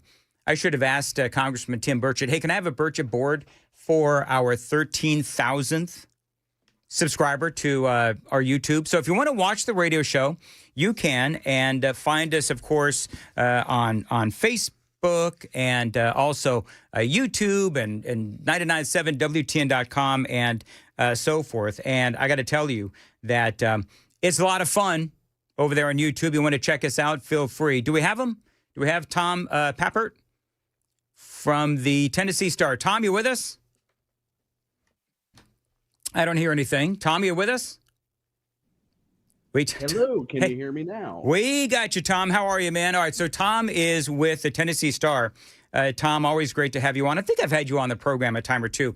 You did a great breakdown. I got a lot I want to cover with you. So Tennessee Star, of course, you folks do great work. Michael Patrick Leahy and yourself and all the others at the Tennessee Star do wonderful work, and I love to highlight it. So you took a look at the Emerson polling that showed that Afton Bain and Matt Van Epps were closer than a lot of people thought. And you had some questions for the folks who did the poll, especially when it came to some of the assumptions that they made as they were putting the poll together. So talk a little bit about your conversations with the folks at Emerson, because, you know, when I read what you wrote with the Tennessee Star, I smelled a rat. Well, thank you, Dan, and thank you so much for having me on. It's a real pleasure. It was really an interesting poll. If you look back at what happened in Tennessee's 7th Congressional District just last year, 13 months ago now, when President Trump won, well, he won by about 22 points. Former Representative Mark Green similarly won by like 21 and a half points. That means there's a lot of Trump voters in this district. But if you look at the methodology of this Emerson polling that came out last week, they polled about a Republican plus 12 in their methodology. That means they were polled 10% less Republicans, Trump voters, than actually voted in the election. And so the last election, that is. So we reached out to Emerson Polling and said, on what basis have you determined that there is going to be a significantly lower number of Trump voters casting their ballot? And it took a little while, but they did reply and basically said, look, we don't think Trump voters are turning out. They didn't really give us their methodology. They said it depends on other special elections, other midterm elections that have taken place in the district, but they couldn't really get across how this district went from plus 22 Republican to dead heat even. I think personally it comes from oversampling independents who they claim are going to break for Afton Benn in numbers that they did not break for the Democrat in 2024, and it comes down to polling less Republicans, and specifically Trump voting Republicans, that are going to turn out. But it all comes down to the listeners, of course. They could prove Emerson right tomorrow if they don't get out and vote for Matt Van Epps. So I read the article on Tennessee Star, and there were two words that sort of jumped out at me: the word anticipated and the word expect, as in the pollsters anticipated and expect reduced turnout among the president's supporters. So I don't know, maybe I don't understand polling all that much, but what would they base that on? Because just last week we had the CNN polling that showed that President Trump's support among Republicans is still really solid. So I'm trying to understand what it is that they based that on, because what they ultimately did, what Emerson did, was they seemed to supercharge the excitement on the left with their polling. That's exactly what was the result, and it does make one wonder if that was the goal. In my mind, this is a lot like the climate change science. These pollsters, it all depends on what their model contains and what they program their model to contain. So I'm not accusing them of putting out a push poll, but I will say that it is easy to do it. All you have to do is poll the certain demographics that give you the answer you're expecting. And again, if you look at the poll, it showed what I consider an overrepresentation of independents and Democratic voters and too few Republican voters. So if you're not polling Republicans, then you're not going to get a poll that says the accurate election results. And frankly, I think this is going to be a moment of embarrassment come tomorrow. I've heard some insiders say maybe it's within 10 points. I've yet to hear anybody serious other than these respected pollsters say it's between 2 points. No kidding. So do you have Tom Pappert joining us from the Tennessee Star? So do you have an official prediction as far as how close you think it's going to be? Well, I think there's a couple scenarios that are likely to occur. And if it is within 5 points, Afton Bain has said herself, the Democrats are going to consider this a massive victory, even if she loses, as seems to be the likely outcome. And they're going to use her race as the model for 2026. You're going to be hearing all of the same arguments she made, how they've reinvented Afton Bain overnight from this radical left-wing person to a moderate who just wants to make things affordable for the people of Nashville. That will be what they do everywhere. The other option is if Matt Van Epps wins by 10 to 15 points, which I think could easily happen. It all depends on how excited the Republicans are. I think the Democrats are going to once again have to go back to the drawing board, and they'll be in just as difficult a position as they were in November of 2024. You know, it is interesting, Tom, you talk about how this will be a model for all of the other races heading into the midterm elections. So does that mean that they'll talk about, how much they hate the city and the culture that they want to represent? Is that what they're going to do?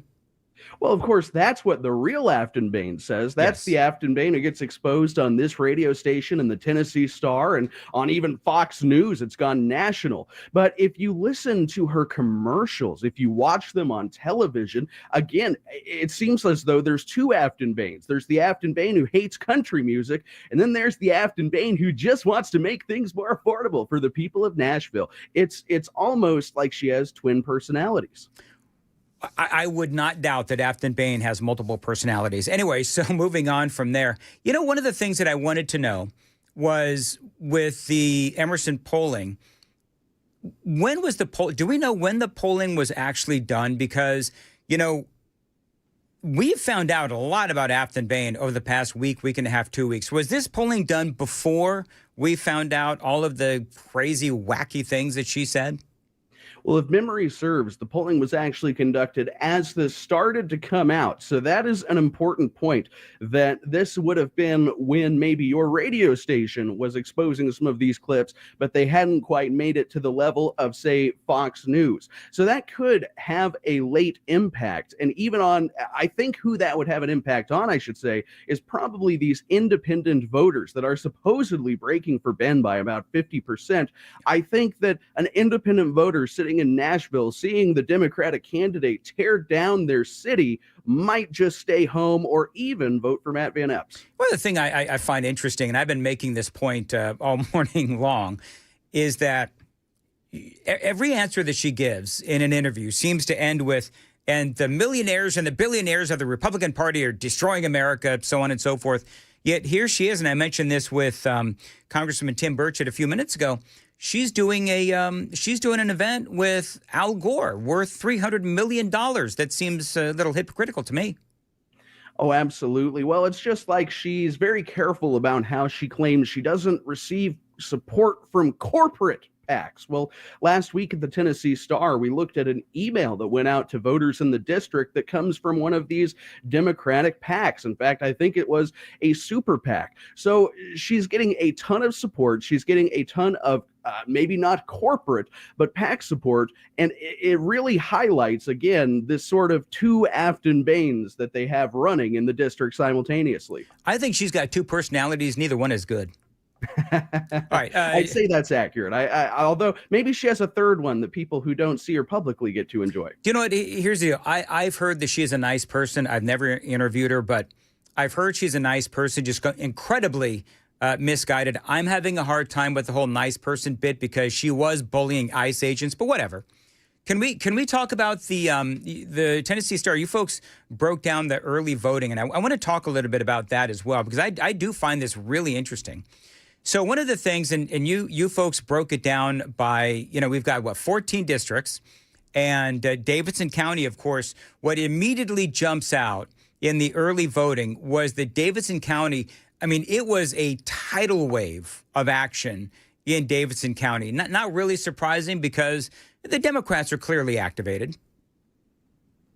Oh, absolutely. I would say that I think it was just under a quarter of votes came from Davidson County. We're talking about the early voting period. Yes. Now, that is great for Democrats. It's actually very impressive. But I would also say there is a little bit of a silver lining. There's reason to get out to the polls because there's reason to be optimistic. And that is that Montgomery County and Williamson County are really punching above their weight in this election, as are the rural counties that make up the district. In fact, about a third of votes came from the rural counties. So while the Democrats, they claimed recently that they contacted 40,000 people in just 1 week. The DNC flew in activists to Nashville to make this happen. Wow. But I'm almost certain they're focusing their efforts on Nashville while Republicans are hopefully represented throughout the district. Yeah, you look at Montgomery County and you've got 22% of the district's early vote share. Montgomery County, you do have, of course, Clarksville, but the rest of the county is rural and more conservative. You do have Williamson County, 17.5% of the district. And then you talk about, and I find this fascinating, and I don't know why, but the Republican bloc of more rural counties, this is basically the other counties like Dixon, Cheatham, Robertson County as well, 29,518 combined ballots, which make up 35% of all early votes cast. And so that is a very heavy Republican slice of the district. That could be huge in overcoming this blitz from Davidson County. Well, that's exactly right. And of course, one thing that's important to remember is Republicans, even though President Trump now for 2 election cycles has said, vote early, vote as soon as you can, make a plan, get to the polls. What if something happens on election day? Us Republicans, we just do like voting on election day. So if Republicans also head out to the polls tomorrow in significant numbers that might look similar to 2024. As an example, I think Matt Van Epps, I should say, could have a very early victory party that night. And let me ask you this, because a lot of people are saying that there is some lackadaisical attitude from the Republican side of the aisle. They're not coming out. They didn't come out in, the early voting. Would you say that's fair? Well, it is true that the Republicans have waited kind of until this final week and a half. But if you look at Afton Bain, it almost seems as though it's inflated support. I mean, if you look at some of the headlines today, you would think that AOC and Representative Pramila Jayapal are in person in Nashville. No, they're attending a Zoom call. They're doing exactly what we're doing on the radio, but they're calling it a political rally. I don't think that's the level of enthusiasm that you are actually seeing from Republicans. Republicans, of course, have Mike Johnson on the ground today. They have a major rally undergoing in about an hour and a half, I think, where you're actually going to see Marsha Blackburn and John Rose opposing each other in the gubernatorial primary. They're going to put their differences aside and they're going to get on the stage and say to go out and vote for Matt Van Epps. So I think the Republicans, maybe they're a little late to the party. The RNC certainly didn't airlift in some activists to make door knocking runs throughout Nashville like the Democrats did, but the Republicans seem to be showing up even if it is a bit late. One of the things, and I've been talking about this off and on for, a while now, but, you do have a certain contingent of the Republican Party and conservatives who say that Matt Van Epps is the lesser of two evils. How big of a contingent of the conservative movement across the 7th Congressional District do you think that represents? I think they're relatively small, but they, of course, are very influential. But this is what I think it comes down to. Those people know that Afton Bain would be a complete and utter disaster. Maybe their candidate didn't make it through in the primary. I certainly know what that's like. My entry to politics was as a Ron Paul supporter in 2012. But at the end of the day, Matt Van Epps is no Mitt Romney. This is a pro-Trump, pro-America veteran and a conservative candidate that I think Tennessee, all over the state of Tennessee, is going to be proud of when he wins tomorrow night. All right, we'll see what happens, Tom. By the way, I gotta say this, just because I'm really a big fan of Michael Patrick Leahy and the Tennessee Star. You guys won? Is it called the Dow Award? DAO? Yes, we won the Dow Prize. Thank you so much for bringing that up. Absolutely. So, but talk a little bit, just very quickly, about what that is. This is a huge award for local journalism. Well, it's through the Young America's Foundation. And again, it's called the Dow Prize. We actually won the Dow Prize for the best local journalism in the country. It's kind of the conservative answer to the Pulitzer Prize, which of course goes strictly to far left-wing candidates. It was a real honor. We won it for our series of reporting on Kilmar Abrego Garcia, the so-called Maryland man, who we all now know, thanks to the Tennessee Star, I have to pat myself on the back, was actually stopped by Tennessee Highway Patrol and suspected of human trafficking as far back as November 30th, 2022. So it was a real honor. Huge. Tom Peppert, how can people find you on X? You can find me at Real Tom Peppert. All right. And thank you, Tom. We'll be sure and have you back. It is 7:21 on Nashville's Morning News on Super Talk 99.7 WTN, 615-737-9986. The Super Text line is very active this morning, 615-737-WWTN. I don't know if you heard, Sam, because you're busy with all of the stuff going on behind the scenes trying to get Tom on Zoom. We are 100 subscribers away on YouTube from 13,000. And I wanted on this show. So if you are not yet a subscriber to YouTube, to Super Talk 99.7 WTN and our YouTube channel, go right now and subscribe. And get into your children's emails and force them to subscribe. Get into your parents' emails and make them subscribe. Do it. Absolutely. And, we have the budget for absolutely nothing for the 13,000th subscriber. But that's okay. Yeah, well, I mean, You get all the wealth and knowledge of WTN. that's true. I mean, that in and of itself, hey. Anyway, so yeah, go and will you monitor the numbers on YouTube? That'd be Absolutely. great. All right, very good. It is 7:22. By the way, Joan Jones not in today, and I don't know what happened with the scheduling, whatever. So we are without Joan or Jay, but we do have some news coming up from ABC News. We tried, folks. I tried to put ABC News in timeout, and we actually did a snarky Daily Dan poll earlier. Should we skip ABC News? And overwhelmingly, the fine people of the YouTube chat said, no, you should not take ABC News. They're a bunch of commies. But one person overruled all of us, and that was the boss. So we've got ABC News coming at the bottom and the top of the hour. It is 7:22 on Super Talk 99.7 WTN.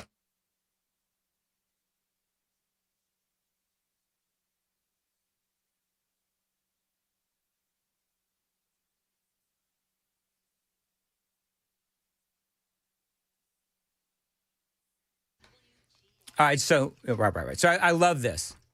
You know what they're doing at the Glock store? They got Tactical Santa. So I guess you go to the Glock store and you can pose with Santa and a bunch of guns. Is that what it is? So, last weekend they had the huge Black Friday Super Saturday event. It was absolutely rocking. People loved it. Now, a lot of people won a lot of great stuff, but that is what you, of course, expect at a Glock store event. But now the Thanksgiving is over. We got to start thinking about Christmas, and what says Christmas more than the family photo with Santa? And what could be more Tennessee than a family photo with Tactical Santa?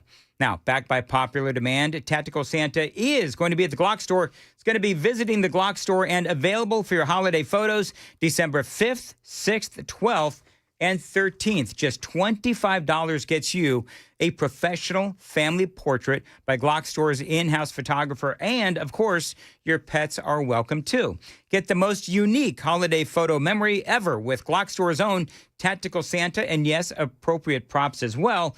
And yes, they are encouraged and available. Tactical Santa exclusively at the Glock store this weekend and next, only exclusively at the Glock store, minutes from the airport and worth the drive from anywhere.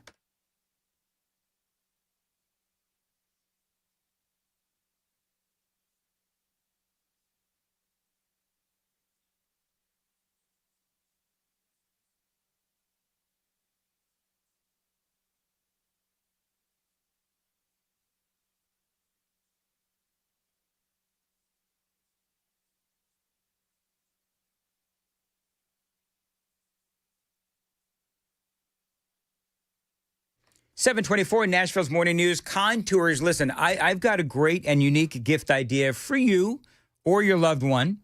How about a belly buster special and a facial from Contours for just $149 for both? That is a huge deal, and you can get it right now by calling this phone number. The first 10 callers right now get that Dan deal, a belly buster special and a facial, both for just $149. Now, of course, those belly buster specials, they're going to help you get rid of a couple of inches across the middle. And those facials, utilizing red light technology, it's going to help you get rid of those fine lines as well. And again, both for just $149 for the first 10 callers right now. 615-236-9960, 615-236-9960.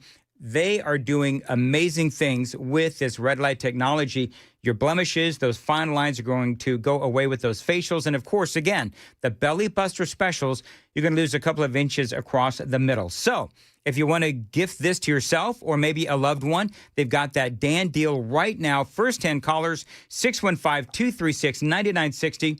You get a belly buster special and a facial to take care of those fine lines, both for just $149. 615-236-9960. They've got all kinds of examples of what they can do for you utilizing that cutting-edge, effective red light technology. Find them online at ContoursLLC.com. ContoursLLC.com. Hey, this is Pastor Al, and join us on Super Talk 99.7, Sunday evenings from 7 to 8. We're going to look at the news from a biblical perspective.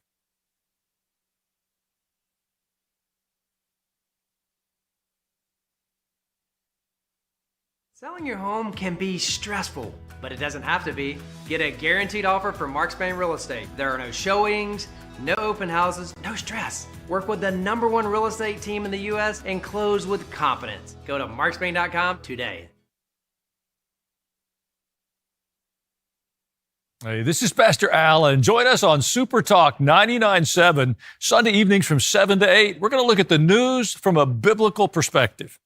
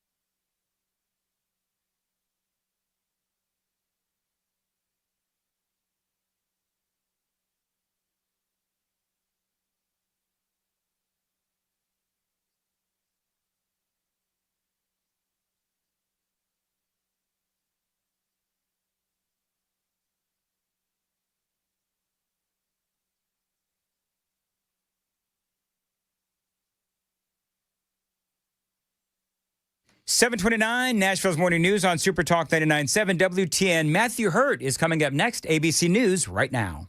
Oh, wait, we've got a minute. You told me I had 7 seconds. All right, so Joan is out today, and we were supposed to have somebody else come and fill in. That person didn't show up, and so now Sam and I are desperately trying to figure out how to hit a network clock. Clearly, it's been a minute since we've had to do this. Sam, I've actually never had to do it this way before, just saying. Sam Scrambling says, harder than an egg in a Waffle House. Sam says, you've got 8 seconds. 8 seconds to fill till we hit the bottom of the hour newscast. So I go to 8 seconds, and I look at the clock, and I've got a minute. Anyway, all right, here's the deal. Coming up, we've got Matthew Hurt, our grassroots political analyst. We're going to talk about the 7th. We're going to talk about retirements from Congress. We're going to talk about all kinds of things coming up next. And, of course, the Super Text line is open as well. Lots of positive feedback and a few negatives as well. 615-737-9986. 615-737-WWTN. Got a lot more straight ahead on WTN. ABC News, I'm Sherry Preston. Defense Secretary Pete Hegseth is under congressional microscope this morning following a Washington Post report that 2 men were killed during a second strike on one of those alleged drug boats out of Venezuela after orders from the defense secretary to, quote, kill all passengers on the boat. Lawmakers on both sides of the aisle say Hegseth may have violated international law. Hegseth defending his orders, saying the intent is to stop lethal drugs, destroy narco boats, and kill the narco terrorists who are poisoning the American people. Biden coddled terrorists, we kill them. Some experts argue even if Hegseth did not order that second strike, it may still be a violation of the laws of war. ABC's Perry Russum. Sunday was one of the busiest travel days of the year, thanks to the high volume of travel and the nasty weather conditions that accompanied it. U.S. and Ukrainian officials talking for 4 hours in Florida on Sunday. Special Envoy Steve Witkoff leaves for Russia today to speak with Vladimir Putin. This is ABC News.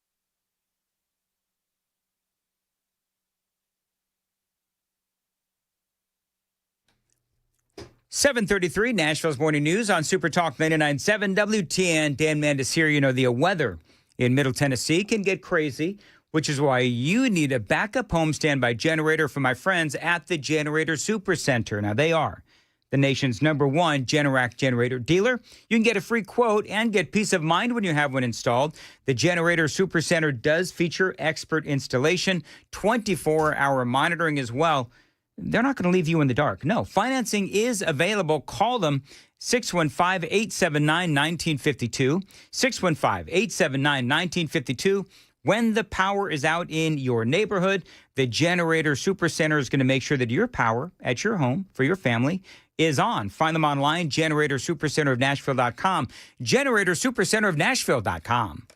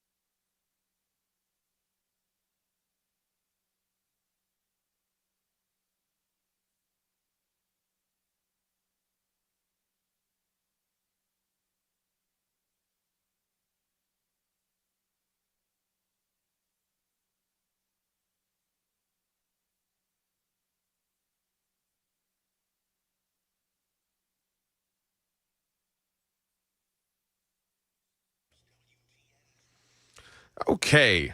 Glencliff area got a crash with the right shoulder blocked on I-40 westbound on Spence Lane, exit 213. And then Midtown, downtown, Charlotte Avenue, west of 25th, there's an accident.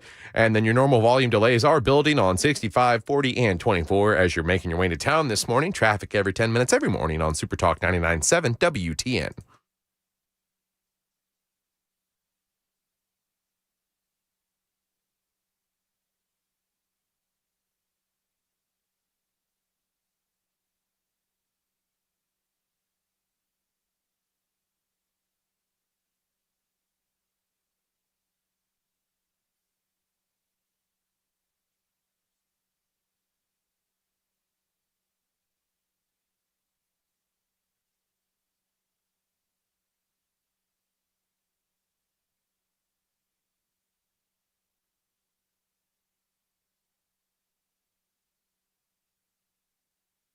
.736, Nashville's Morning News on Super Talk 99.7 WTN. Good morning to you and hope you're doing well. Welcome on in to a Monday, December 1st. It is cold cold outside, and Matthew Hurt is joining us. I guess, Matthew, you're on Zoom, right? So are you in Washington, D.C., or are you here in Tennessee, where you're from?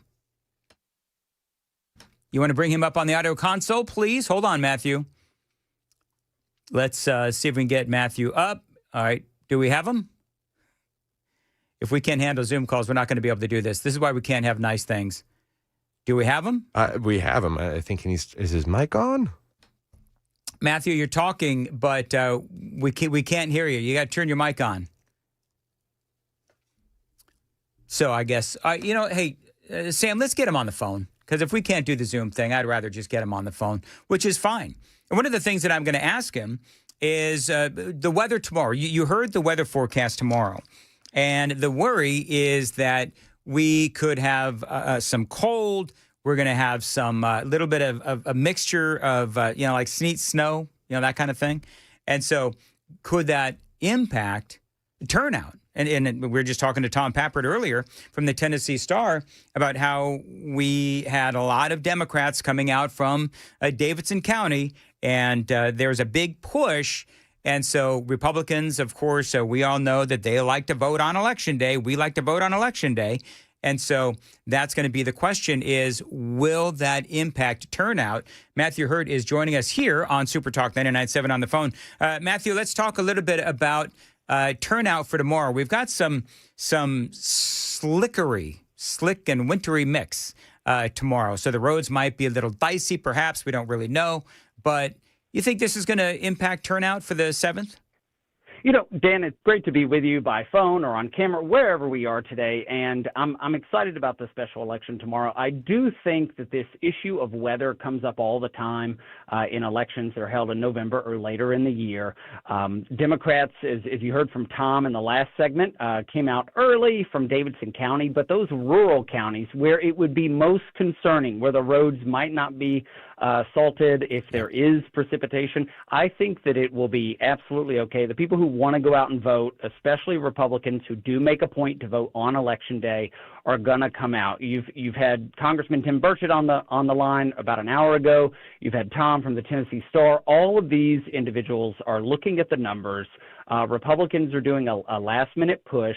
And you know, this could be a nail-biter, or as Tom said, you know, Matt Van Epps could win by 10 to 15 points tomorrow. So I've got a couple of questions I want to ask you, and I've asked Tim Burchett and also Tom Pappert about this too. We do have a certain contingent of conservatives, and I get it. I don't agree with them, but I get it. But they're saying that Matt Van Epps is the lesser of two evils. They're calling him a rhino and the rest of that. And so I guess my question is, how big of a concern do you have as somebody who watches politics that could impact Republican turnout?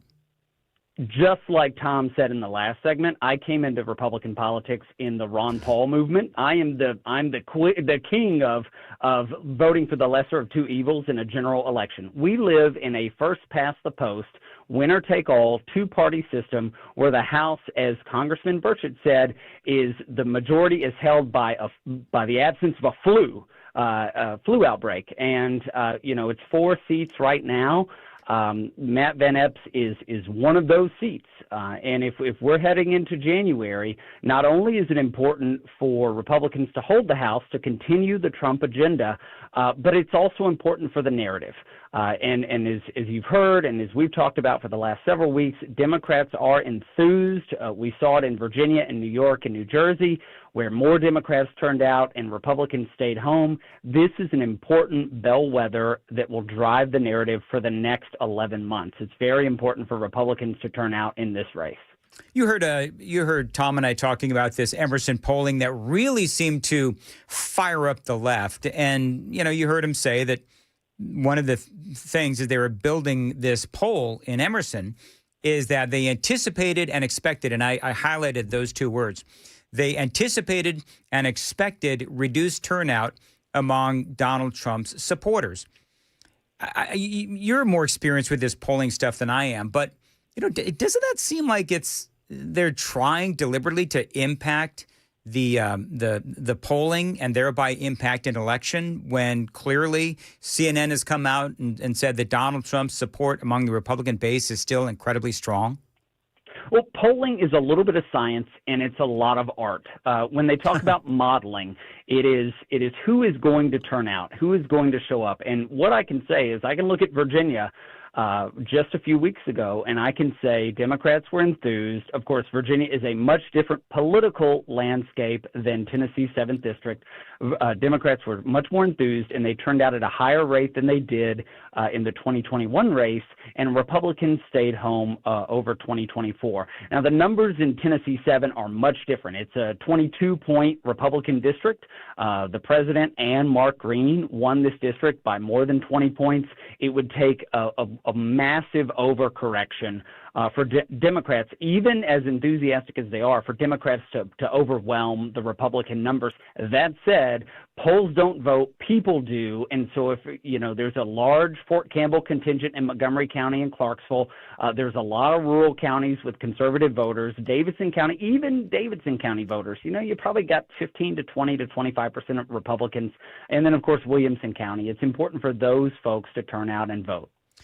Let me ask you this question. You know, Afton Bain, if you were just forget about your political bent or my political bent or the political bent of the audience, but just if you were just to be a neutral observer of politics, do you think Afton Bain is a good candidate?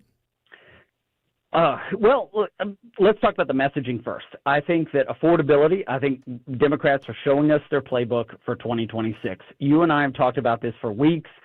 If the president and the Republican Party talk about affordability and listen to the American people, say, we hear what you're saying, the grocery prices or interest rates and all these things, if they empathize with the American people, as President Clinton said, I feel your pain.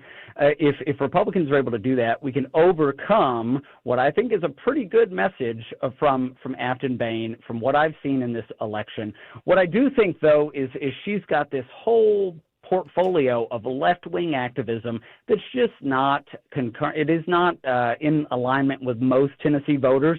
I mean, we've seen in the General Assembly from session to session the radicals, the handful of folks from Nashville, Memphis, or Knoxville who make a fool of themselves on the House floor.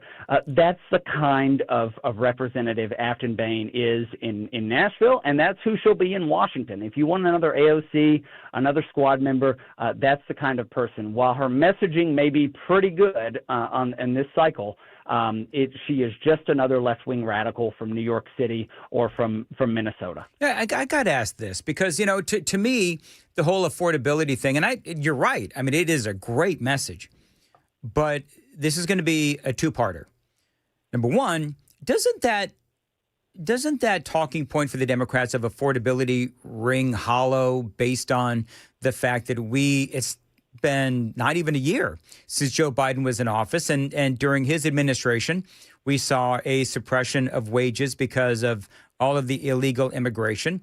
We saw inflation up over 9%. We saw gas prices skyrocketed. The price of goods as well skyrocketed. So it seems like this whole affordability, it just falls flat based on what we saw during Joe Biden.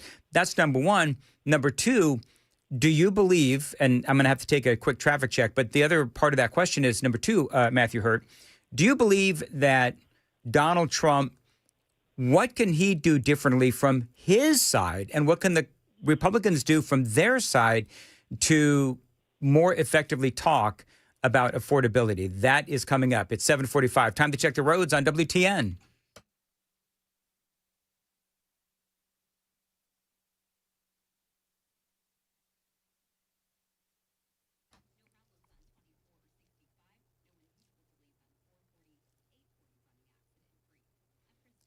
.45, chilly today, increasing cloudiness, periods of rain and drizzle late in the afternoon, high of 42.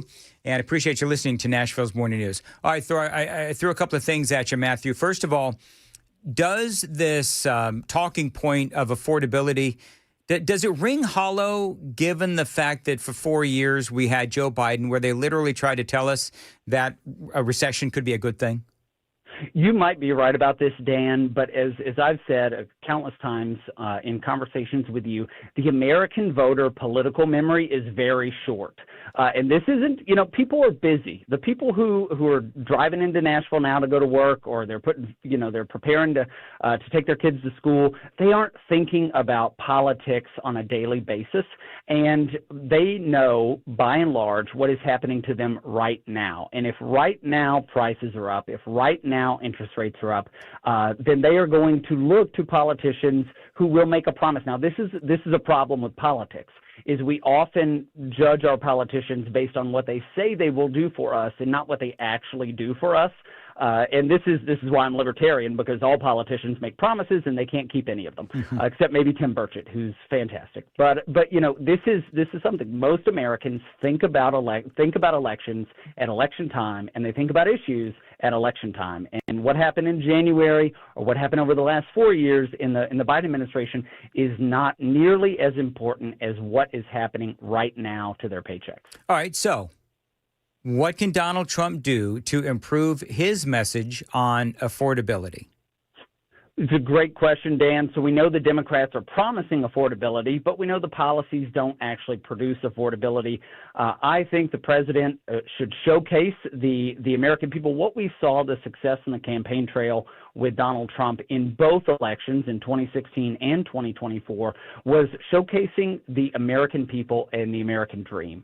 So by bringing to the front people who have benefited from Trump's policies, people who have benefited from affordability efforts and measures and things, bringing jobs back to the U.S., showcasing those individuals to drive a narrative that the America First economic policy is beneficial to all Americans, which will then allow the casual voter, the casual political person who chimes in around Election Day to say, you know what, I know that kind of person, and they may be experiencing something. I may not be there yet, but if I continue to stick with this team, then it'll be beneficial for me. So I think bringing to the fore the average American who has benefited from Trump policies and showcasing them. Maybe we do this at the State of the Union early next year.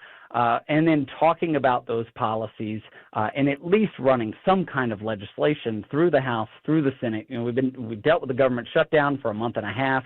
Now let's get back to the policies that are important to the American people, and that's affordability. And what does that look like? And you file a couple of bills. Well, there were within the Big Beautiful Bill. We did have tax breaks, no tax on tips, and some of the other things that the president did, extension of the Trump tax cuts and so forth. Do you think that'll help? Yeah, this is exactly a point that I just made, Dan. Bring some of those folks. Bring a waitress. Bring somebody who benefits from these cuts. Because what the Democrats want to say is that the tax cuts that Republicans pass are tax cuts for the wealthy. That is not always it's not totally the case. They disproportionately impact the wealthy because the wealthy pay more taxes. But there are millions of Americans who are currently benefiting from the Big Beautiful Bill. It would take very little effort to identify just a handful of folks and do a direct-to-camera, like I may or may not be on the YouTube right now, and have them say, let's talk about how this has benefited me as a single mother trying to provide for my kid and I'm a waitress, or whatever the story happens to be. Those will pull on the heartstrings of the American people, and that will move people to the Republican team in the next election. Troy Nehls, Republican out of Texas, has announced his retirement from Congress, this is a headline, joining a growing list of Republican lawmakers stepping down ahead of the 2026 midterm elections. You worried? Yeah, he called President Trump and told him that he was going to do it. I'm interested. A lot of members of Congress will weigh in and decide if they want to run in the midterms. I don't know much about his decision, but I do think that, depending upon when that date is there a special election? This is another Matt Van Epps issue. Same with Marjorie Taylor Greene. Like, what do we do to maintain the majority headed into the midterms, and how does that play out in the narrative as we gear up for 2026? All right, Matthew Hurt, always appreciate you being on with us. Do you have any bold predictions for tomorrow? Bold predictions. What time do the polls close in? I'll be watching from Virginia. I'm super excited. Anytime there's an opportunity to vote, I encourage my friends and family who live in Tennessee 7th District to get out and vote. It is a great way to express democracy. And also, if you support the Trump agenda, if you voted for Donald Trump in 2024, the only way he can continue to do what he's trying to do is if Matt Van Epps gets elected. All right. Fingers crossed, and always appreciate having you on, Matthew Hurt. And again, always appreciate your spot-on insight, in my opinion. It is 7:52 on Super Talk 99.7. Super Text line is open, 615-737-9986. You can always check us out on YouTube, Facebook, 997WTN.com, and anywhere you can watch videos or stream, we are right there. It is 7:52 on WTN.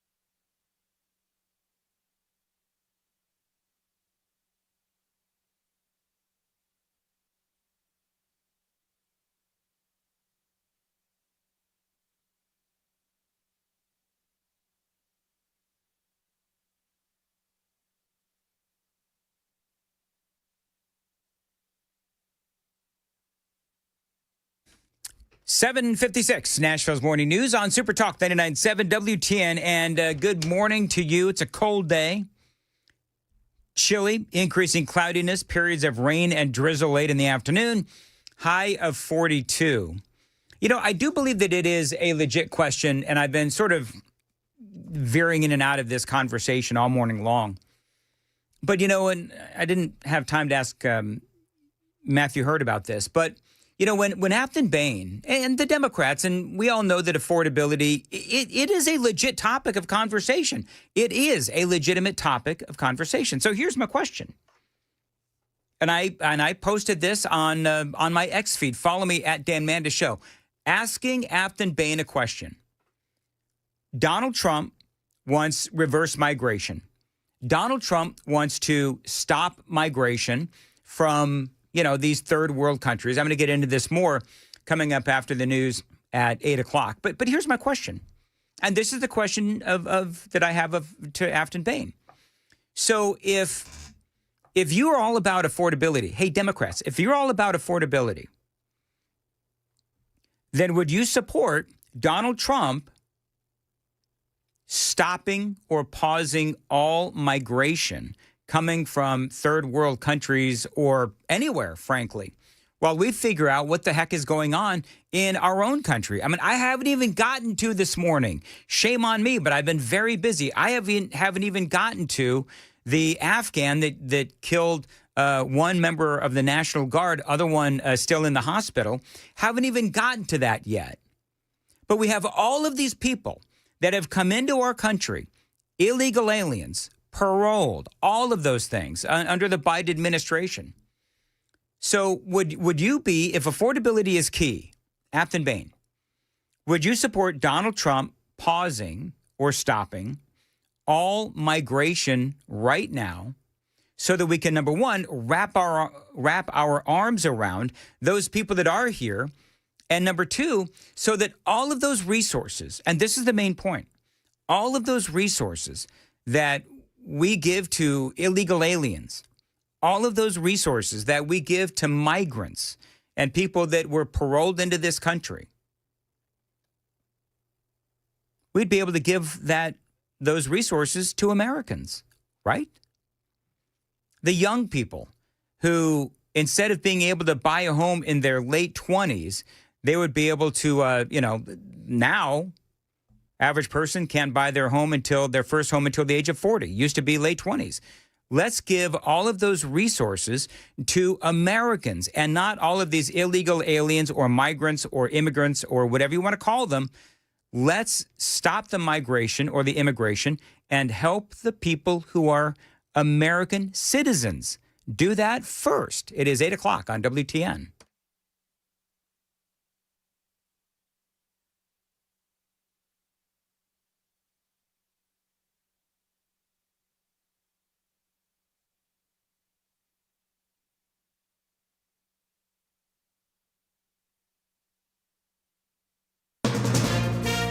From ABC News, I'm Sherry Preston. Well, Sunday lived up to expectations as one of the busiest travel days of the year, thanks to the number of people and to the weather. Here's ABC's Jim Ryan. Heavy snow in the Midwest created flight delays nationwide, and traffic jams around the airports only made things worse. Best advice to passengers? Don't try to cut it so close. Doug Johnston drives a shuttle at DFW Airport and urges flyers to get to the terminal extra early. Go sit at the gate. People watch. Have a coffee. Jim Ryan, ABC News. Today is Cyber Monday. Adobe Analytics predicts we will spend over $14 billion online before it's all over. Defense Secretary Pete Hegseth under scrutiny this morning after a report that says he ordered a second airstrike on a suspected drug boat off the coast of Venezuela after the first strike left 2 survivors. That report that Hegseth ordered, quote, kill them all, in the Washington Post, says ABC's Rachel Scott. Hegseth calling the report fabricated, saying the strikes are lawful and that they target designated terrorist organizations. ABC News has not confirmed the details of those orders. The president saying if the report is true, he wouldn't have wanted a second strike. This morning, Venezuela says it will investigate those strikes, calling them aggression from the United States. A presidential pardon granted to former Honduran President Juan Hernandez has a lot of lawmakers upset. ABC's Jay O'Brien says the DOJ investigated Hernandez for nearly 2 decades on allegations that he moved mountains of cocaine into the U.S. Democrats slamming this move, calling it part of a string of controversial pardons issued by President Trump. Even Republican Senator Bill Cassidy of Louisiana questioning why the administration would pardon Hernandez and then go after Venezuelan leader Nicolas Maduro on similar accusations of drug trafficking. U.S. and Ukrainian officials completing roughly 4 hours of talks on Sunday aimed at finding a way out of the war. This is ABC News. Offer not valid in all states or where prohibited by law. Loans are subject to lender approval. See website for details.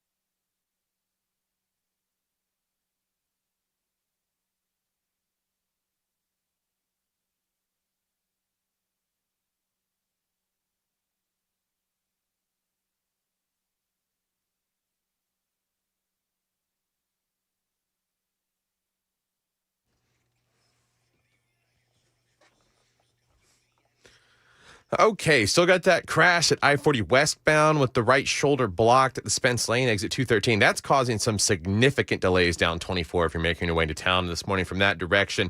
And then when there's an accident in the Glencliff area at Murfreesboro Pike and Plus Park Boulevard, also a crash in the Antioch area with the 3 right lanes are blocked at I-24 westbound at Haywood Lane.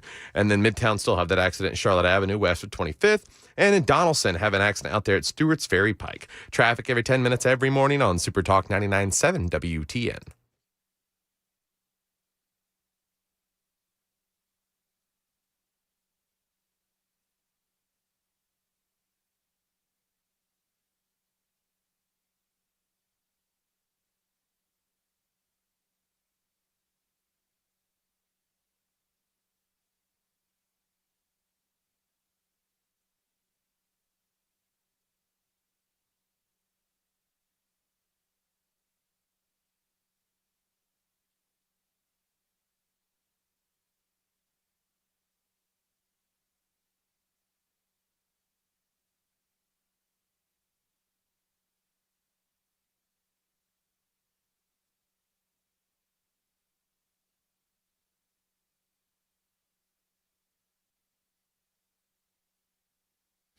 .805 Nashville's Morning News on Super Talk 99.7 WTN. By the way, everybody asking where Joan is.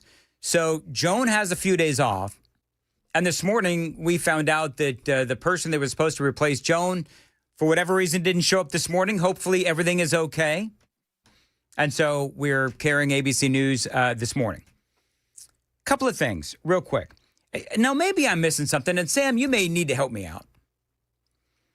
Am I supposed to care about these Venezuelan drug dealers that were double tapped by the Trump administration, allegedly? Because I'm having, like, my give, I think it was Jody Messina? My give a damn's busted? Yeah. Was that Jody Messina? Yeah. So my give a damn is busted. Here's what I don't understand.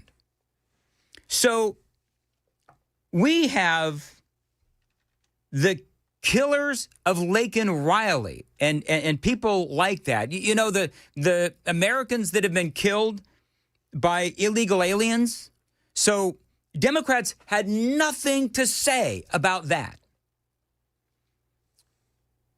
Have Democrats said a damn thing about all of the people that have been killed by these Indian truck drivers?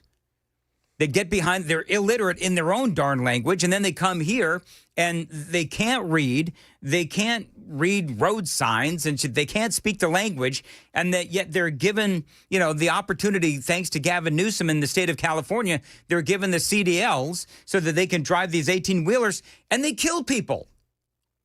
Have the Democrats said anything about that? No, they haven't. Have the Democrats really said much about the members of the National Guard? One is still fighting for his life. The other one was killed last, I think, was it Wednesday? I think it was Wednesday when that happened. Have the Democrats really said much about that, except to blame Donald Trump for having the National Guard there in the District of Columbia? No, they haven't said a damn thing. Except for calling them, you know, the Gestapo and the SS. Don't even get me started on that. Demonizing them, of course. And so all of a sudden we've got all of this hand-wringing about, the Trump administration allegedly double-tapped these Venezuelan drug dealers. Now, if you're unfamiliar, and I'm going to be honest with you, this isn't even, I didn't even have this on my content bingo card today. But here's what happened. So apparently, you know, drug dealers coming with a bunch of drugs in a boat. We took out the boat. And apparently there were a couple of drug dealers that were, I guess, hanging on for dear life in the water. And we are being accused of bombing these two and killing them. So, I mean, Pete Hegseth, I think he's denying that he gave that order. So, and Donald Trump, I mean, he said, I'm standing by Pete Hegseth. So, I don't know. I'm just, my give a damn's busted. That's exactly right. I don't care about the Venezuelans. Now, if we broke any kind of law, then obviously we need to deal with that. But I think that what always seems to get me so incredibly frustrated is just the convenient outrage when they want to be outraged over something like, for example, you know, drug dealers that may have been killed by the Trump administration, as opposed to the people that have been killed by all of these illegal aliens that have come into our country, either driving trucks or paroled into our country, whatever, driving trucks and murdering, you know, Americans, like what happened to Laken Riley.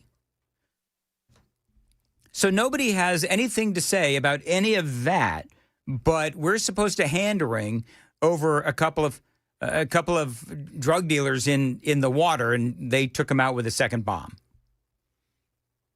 Now, I suppose if I was going to, I don't know, go down this road a little bit more, you would then ask the question, all right, so why would we need to have that second tap? You know what I mean? Like, I don't know if there's sharks in that water, but I mean, do they you probably want to? would have eventually drowned, but if they had a phone, they could have called somebody. Well, it's realistically, as morbid as it may sound, what happened was probably far more quick and painless compared to the latter of being left to either be eaten alive or drown, freeze to death, you know, all sorts of things can the happen. waters in the Caribbean are pretty warm, but like, which means there's a lot of sharks. That's true, and it's just depending on the time of day. If this is a night mission, as it still gets cold enough to give you that hypothermia. Got it. So, Sam, is that your official position, that if we double tapped these drug lords, then we did them a favor? Is that your official position? I'm saying a quick and painless death is better than a slow suffering one. I would rather take a quick and painless versus, you know, getting eaten by a shark and bleeding out in the water. Yeah, and you know, they like to shake side to side once they get a hold of you. That's not. Oh, do they? Mm-hmm. That's why it's been my preferred. If I was ever elected theocratic fascist dictator of the world, I would have the pedophiles executed in a shark feeding frenzy and charge money for tickets. Sharks got to eat. They got to eat. And it's a pretty good deterrent, I would imagine. You know, maybe we should do a Daily Dan poll, because we know how the previous one worked out for the host. Earlier today, we were talking about how Joan was out and whoever was supposed to replace Joan in the newsroom didn't show up.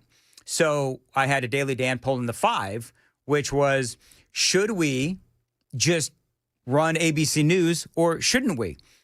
Was it 86, 87% said no, don't run ABC News? And so it was 86%. So then I, of course, go with it. And I'm like, all right, we're going to put ABC News in timeout, like Uncle Phil did that one day. And then the one person whose vote really matters, which is the boss, overruled, told me to stop it. And so I did. And we're running ABC News because I'm nothing but a corporate stooge. You're a Republican establishment shill, Mandus. I've been called that. You know what? I've been called that today, as a matter of fact. A Republican establishment shill, which, okay, whatever. Hey, by the way, I want to hear a little bit of Donald Trump. But by the way, so I don't know. Should I care more about this story? You know who's going to be in trouble, though, like in all seriousness, with the whole Venezuelan thing? We'll have to see ultimately how this plays out. They could go after Pete Hegseth. Like, they could go after him for, like, I don't know, whatever, war crimes and that kind of thing. Because if he did, and Hegseth says that he did not order that second tap. Well, then I don't know what happened. And I don't know if anybody really knows what happens. This is going to be something, but good Lord. I mean, CNN is obsessed with this story. Every time I look up there, they're hand-wringing over these, druggies that were taken out by the Trump administration. I don't know why. I don't know why we would. You know what I would, if I was going to complain about this, I would actually say that I would complain about a lack of efficiency on the Trump administration. Like, you should take him out with just one. You don't need to wait. How much, you know what? How much is a bomb? Let's ask this question. This may be bordering on ridiculous, but how much was that bomb that if we did send that second bomb and we took them out with a second bomb as they're floating in the water, how much was that bomb? Like, I don't know how much those things cost to manufacture. Had to be expensive. And so if I was going to complain about anything, I might complain about the inefficiency of the Trump administration. It should only take one, Trump. That's all I'm saying. It should only take one. But other than that, I could, again, my give a damn is busted. But you know, maybe if I was a better talk show host, I would care about the delicate sensibilities of the Venezuelan drug lords. It is coming up on 8:15, Nashville's Morning News on Super Talk 99.7. Time to check the roads.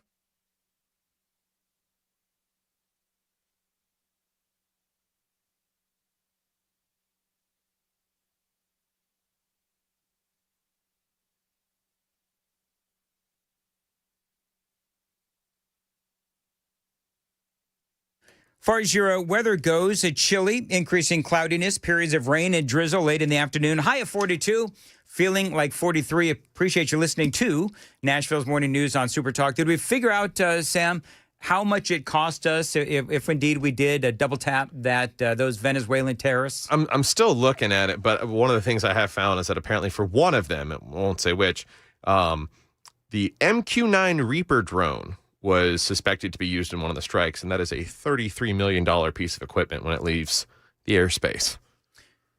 Sharon says on the super text line, MSM, mainstream media, only cares about Venezuelan drug dealers. I mean, that's true. Let's see. If the first bomb should have killed them and didn't, why does it matter if a second bomb did? You know, that's a good point, actually.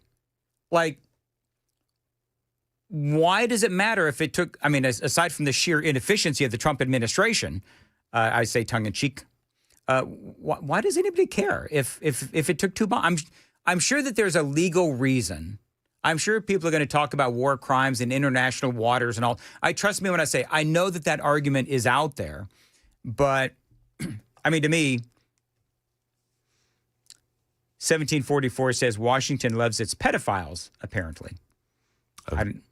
I don't know what that has to do with what we're talking about now. I guess they're trying to use, people are saying that it's some kind of cover up. And so I've got some kind of general cost now of operational costs. Apparently, to have the carrier strike group in the region costs about $6.5 million per day.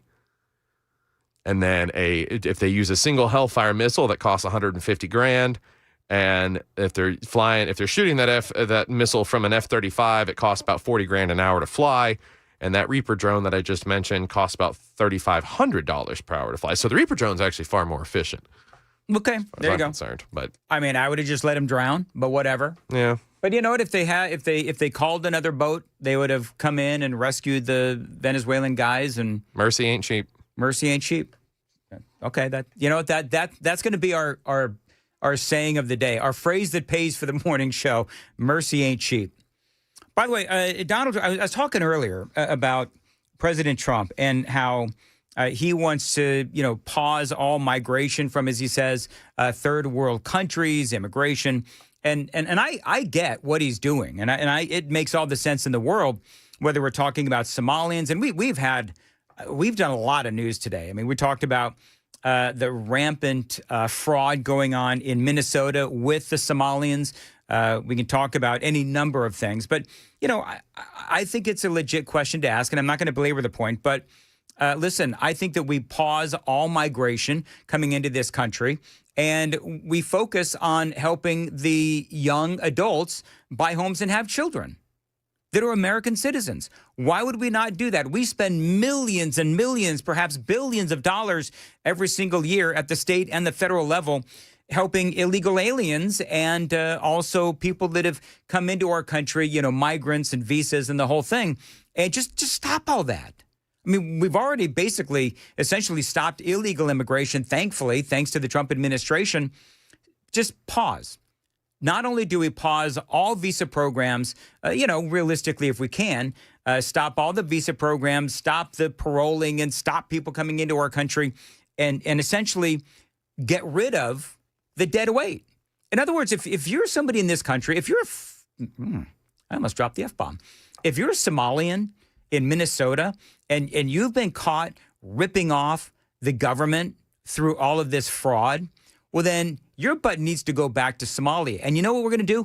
We're going to give that money to a young American family that wants to purchase a home. That's what we're going to do. In other words, why are we spending all this money on foreigners over and over and over again when our own citizens are having trouble purchasing homes?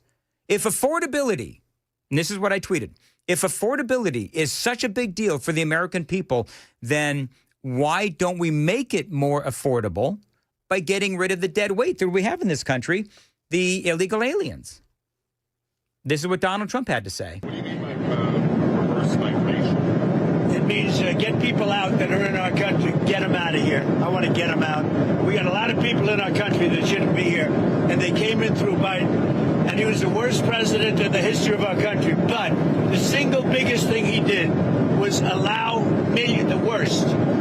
millions of people into our country that shouldn't be here. Drug dealers, prisons were opened up and allowed to come into our country. You take a look at the people that were allowed to come into our country. We're paying a big price for it, and we will for years to come, including the recent killer of two wonderful National Guards people. And I'll tell you what, that animal should not have been allowed to come into our country. Yep. All right. So we've got that and a whole lot more straight ahead. It is 8:20, Nashville's Morning News on Super Talk 99.7 WTN.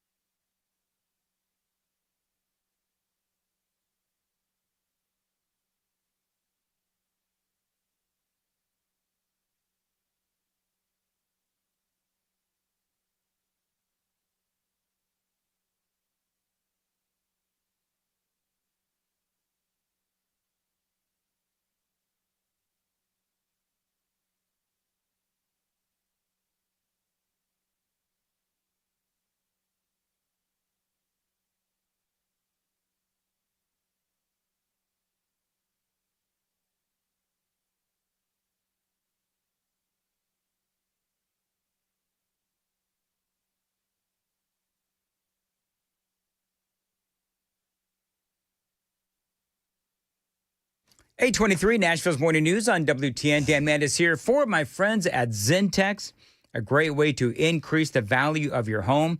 How about a bathroom upgrade from Zentex? Now, this is a great company. They've got a great deal just for listeners to my show. What about converting your bathtub into a walk-in shower? Now, they can do that.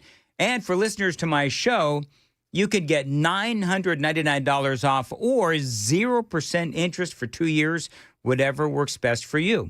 I love that Zentex, they're always trying to save you money and give you options. You know, Zentex has won awards for ethics from the Better Business Bureau. And last year, they were voted one of the best places to work in the construction industry. Happy employees mean great customer service. Now, remember that great deal. You can get $999 off or 0% interest for 2 years, whatever works best for you. You mentioned WTN and Dan Mandis, you get a free Kohler toilet with your purchase. Find them online, Zintex, Zentex.com, Zintex, Zentex.com.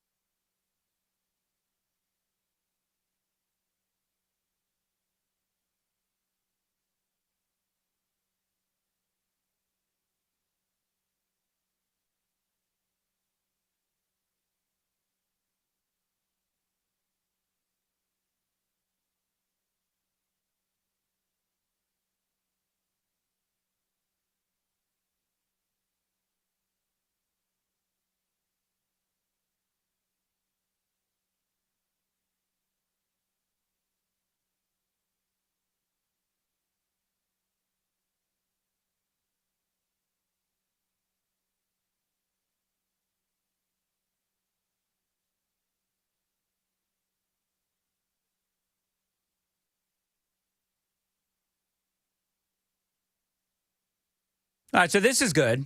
If I've got to suffer through Christmas music, do this. Because I like this. What is this? It's clearly Carol of the Bells and I don't know. Rock and roll format. Okay, whatever. I like this. So if you want to do Christmas music, do this kind of stuff.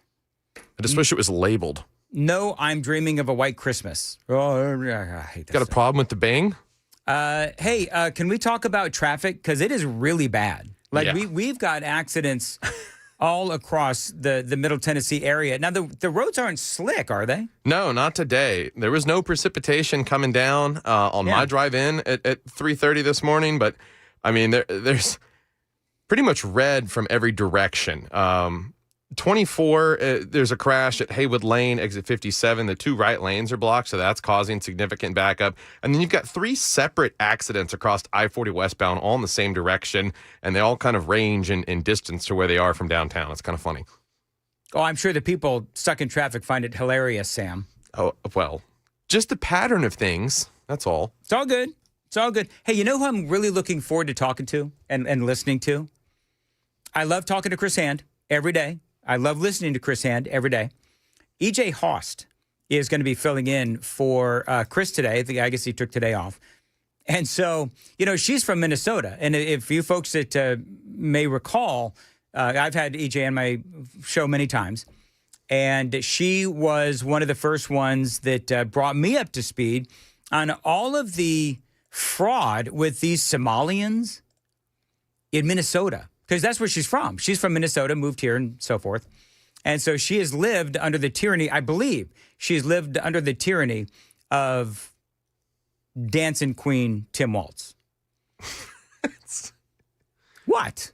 The dancing tampon? The dancing tampon, Tim Waltz. For you folks that missed it earlier, it was very funny over the weekend. there was a video that was ricocheting around the country, around the internet, where it was Tim Walz and, you know how he kind of would prance around the stage? Well, somebody had the great idea to put that to Dancing Queen by ABBA. Oh, my goodness gracious. I showed it to Amy. I couldn't stop watching it because it was almost like it was synchronized.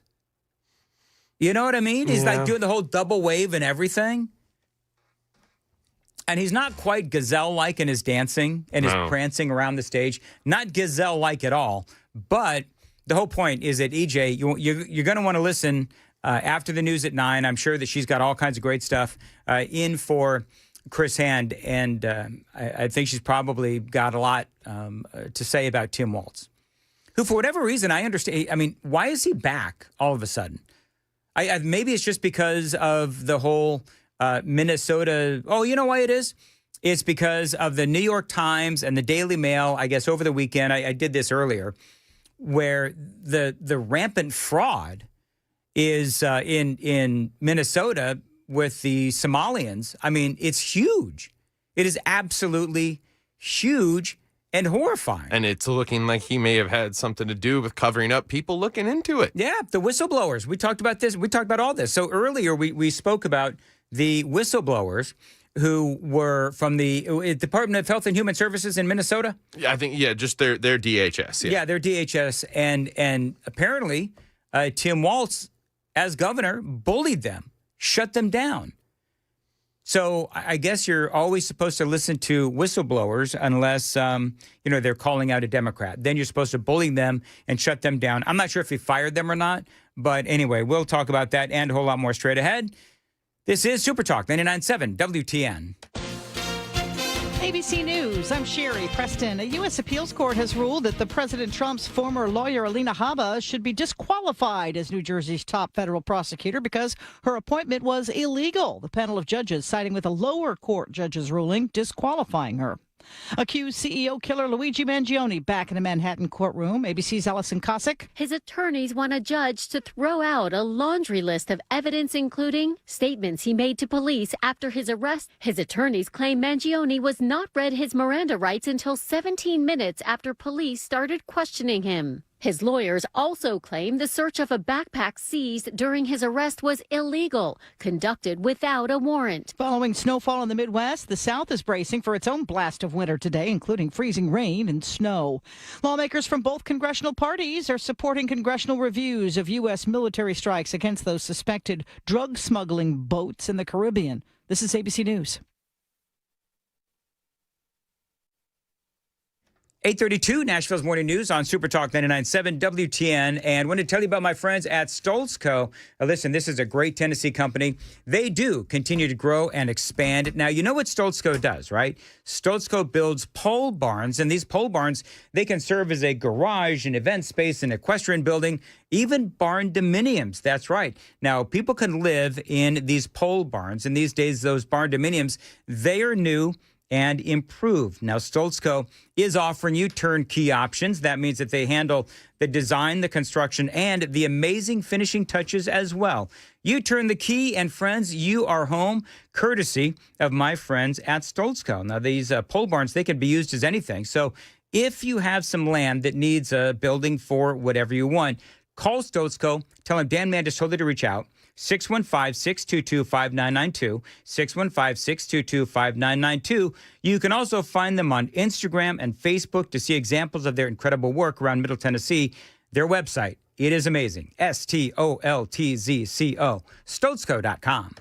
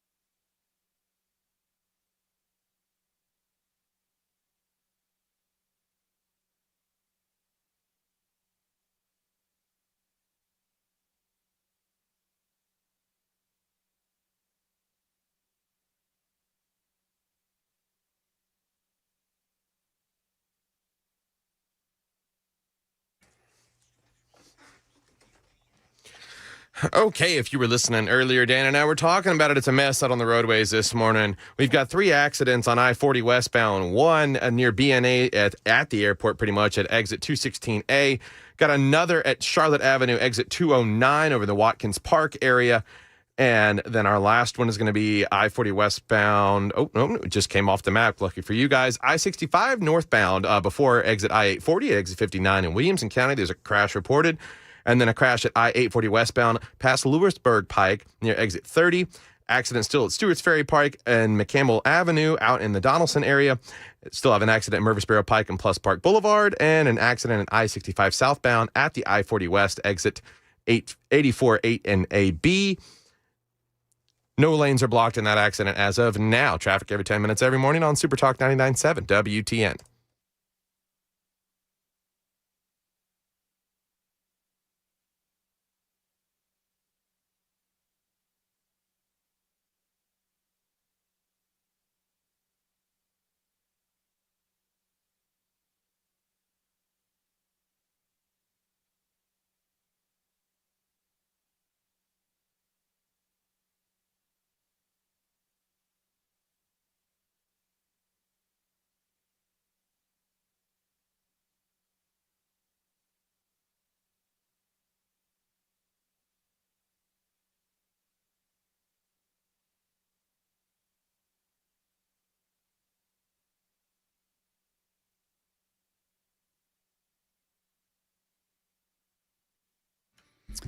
.836, Nashville's Morning News on Super Talk 99.7 WTN, 615-737-9986.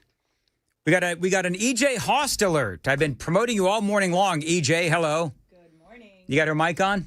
It says on. Big light. Sam's been screwing up all day. I hope. Is Mason coming in to replace you? I hope so, because Mason is working with me today, 9 to 12. All right. So how long has it been since you hosted? Gosh. I was just kidding, by the way, Sam. Few months, probably. It's been a few months? Yeah. All right, very good. So there's a lot that you have. I've been promoting you all day because of Minnesota. Thank you. Yeah, I've got that Minnesota connection. I call myself a political refugee from Minnesota, Stan. So you lived there. Minnesota I'm not Stan? from Is that what you there. said? Minnesota Yeah. Stan? Yeah. That's funny. All right, that's very good. Yeah. All right, but you're not there. I apologize. Yeah, no. We lived there. My family lived there for just over a decade, and then escaped during COVID fiasco in 2020. So been here just about 6 years. And I mean, you were the first one that clued me in. This was months ago on all of the fraud that was taking place there. I mean, really, but like while he was before Walz was officially announced as the VP candidate for Kamala Harris, I was trying to sound the alarm because there were plenty of instances of fraud, of just being a bad person. Did you know that he was such a bully, though? Like the DHS people in Minnesota are like, we've been trying to talk about this and whistleblow, and he's been shutting us down. Yeah. Oh, yeah. No, everybody knows that. I've always said he was a very angry little man. So that people have said that about me, though. Too, no, never. But that kind of dog and pony show, that weird persona that he put on during the campaign is not who he is. Anybody who's followed him or had to live under his reign as governor and when he was in the House knows that he's a very vindictive and angry, awful person. And apple doesn't fall far from the tree. You can see it in his daughter Hope. She's pretty angry too. They're just not very nice people. She actually I don't even have it in my stack of stuff today, but she has recently announced that she will not be attending the university that she was accepted to because she doesn't feel like, if I remember right, she said that they don't protect the students of that school or something. I'm not entirely sure. Doesn't surprise me. They always have to have something to argue about and complain about. Bizarre. I mean, his wife is weird. Oh yeah, They're crazy eyes. Weird. It's always in the eyes. Is it always in the eyes? She's got crazy eyes, man. You can just tell. Does Afton Bain have crazy eyes? Because I think she's crazy. Oh, she is Looney Tunes. I mean, cuckoo nutty, that one. Yeah. We realized earlier during the broadcast that she's got multiple personalities and none of them are good. Yeah, that's absolutely true. Yeah, I mean, a little schizo. And I mean no disrespect for people who actually suffer from schizophrenia, but she's cuckoo nutty. She is, and you live in the 7th. I do. Actually. Yep, so, sure do. I mean, I'm not going to ask you if you voted or not, but if you want to throw that out, you can. But what are people talking about in the 7th? We're tired of the mailers. We're tired of the television ads. We are tired of hearing about it, actually, over and over and over again. A lot of other stuff going on, holidays, kids being out of school, kids going back to school today, traffic, it's cold, it's only 27 degrees outside. It just seems like there's so much freezing else out there to talk about. And we're getting to like beating a dead horse, level of insanity here. I don't think that anybody's mind is not made up. Yeah. So obviously, if you're a Democrat, you're going to vote for Afton Bain. If you're a Republican, hopefully, I think there's more divide on the Republican side than on the Democrat side. I mean, Democrats, it's like anybody but red, right? Anybody but a Republican, even Afton Bain. TDS is real, man. Like Trump derangement syndrome has taken over, and everyone on the Democrat side, in my opinion, has mental health issues. Like if you are still supporting that side of the aisle and that political party, you are supporting crazy. That's all there is to it. They seem to not battle each other and tell each other to settle down. Where on the Republican side, we try to, quote unquote, hold people accountable, and it costs us elections sometimes. I think we've got this one though. I think we're okay. Polymarket is saying there's an 89% chance as of yesterday. I think they came out with another Polymarket report, something like that. So can I ask you a question? Because you're smarter than me at this stuff. So what do you think is more accurate? Polymarket or like polling from Emerson? Yeah, good question. So I heard your interview with Tom Pappert. He's really terrific when it comes down to drilling down into statistics and investigative kind of reporting. He's amazing. So I trust that he's doing the work there to expose the issues with the polling. Polls can be manipulated. Oh, absolutely. So I tend to look to where people put their money, because that's not, okay, money can be manipulated, but as far as if somebody's going to win or not, and that goes for sports betting and it goes for politics, people put their money behind things that tend to pan out a little bit more. So I'm going to say this completely wrong, but if you're trying to make money via betting, you have no agenda. Yeah. Right? So you just, if I'm just in it for the money, and I'm fascinated by the whole Polymarket thing. So if I'm just trying to make money on betting, then I'm just looking at essentially numbers, right? And so I don't care if I'm Republican or Democrat. If I'm going to put $500 on, Afton Bain because I think she's going to win, even if I'm a Republican, I just want to make money. Right. As opposed to polling, which, I mean, oftentimes, as you just said, and we all talk about, it can be manipulated, and you put garbage in, you're going to get garbage out. That's right. The polls can be used to manipulate. They can be used to influence elections. They can be used to, sway opinions and to suppress turnout and that sort of thing. And so I think, interestingly enough, this particular poll that says everything is so close in the 7th, more than likely pushed by the Democrat side. And I think they were trying to increase the enthusiasm of the base of the left. And I think it backfired because it scared Republicans. And so the enthusiasm is really, I think, more on the Republican side right now. One of the things, and Tom and I didn't get into this much detail, but one of the things that they showed was that the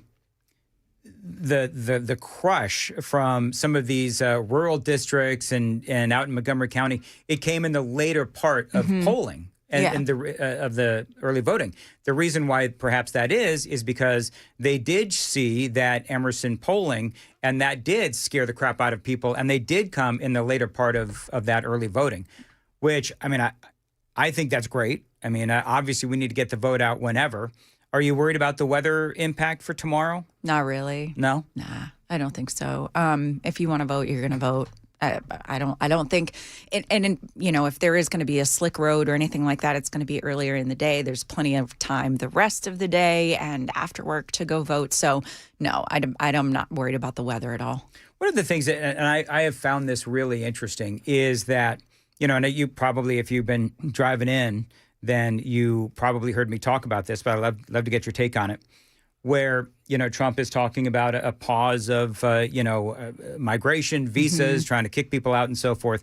And it would seem like if affordability is such an issue, core issue for the Democrats, then, you know, they would understand that, okay, so if you're worried about affordability, why don't we take all of those resources that we put into illegal aliens and migrants and immigrants coming into our country, and let's apply that to American families and families wanting to have children. I mean, wouldn't it make more sense to apply those resources to Americans? No, because I don't want those resources, I'm air quoting for everybody on the radio, used at all. They're typically, you know, corrupt and helping out, you know, NGOs, we found out, USAID, obviously the fraud in Minnesota to the tune of billions, right? It's frequent. $6 billion. Oh no, it's so much more too. I have stories, and in fact, when I'm in later today, 9 to 12 today for Chris Hand, I will kind of go into detail, and I've got some very personal stories to tell you about the levels of corruption there that really don't get reported nearly enough. But I would rather just see like regulations be relaxed for Americans.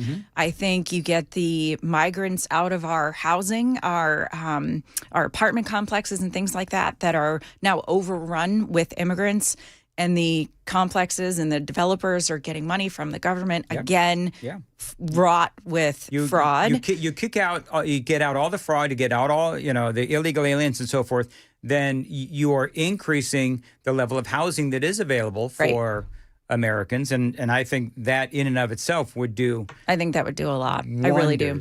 Particularly, I mean, look right here, just in Nashville, like our rental market here is outrageous. Oh, it's crazy. Anybody who's got, you know, young people, 18, 20s, early 30s, they're just desperate to get into, you know, a nice place that's safe, that they can afford.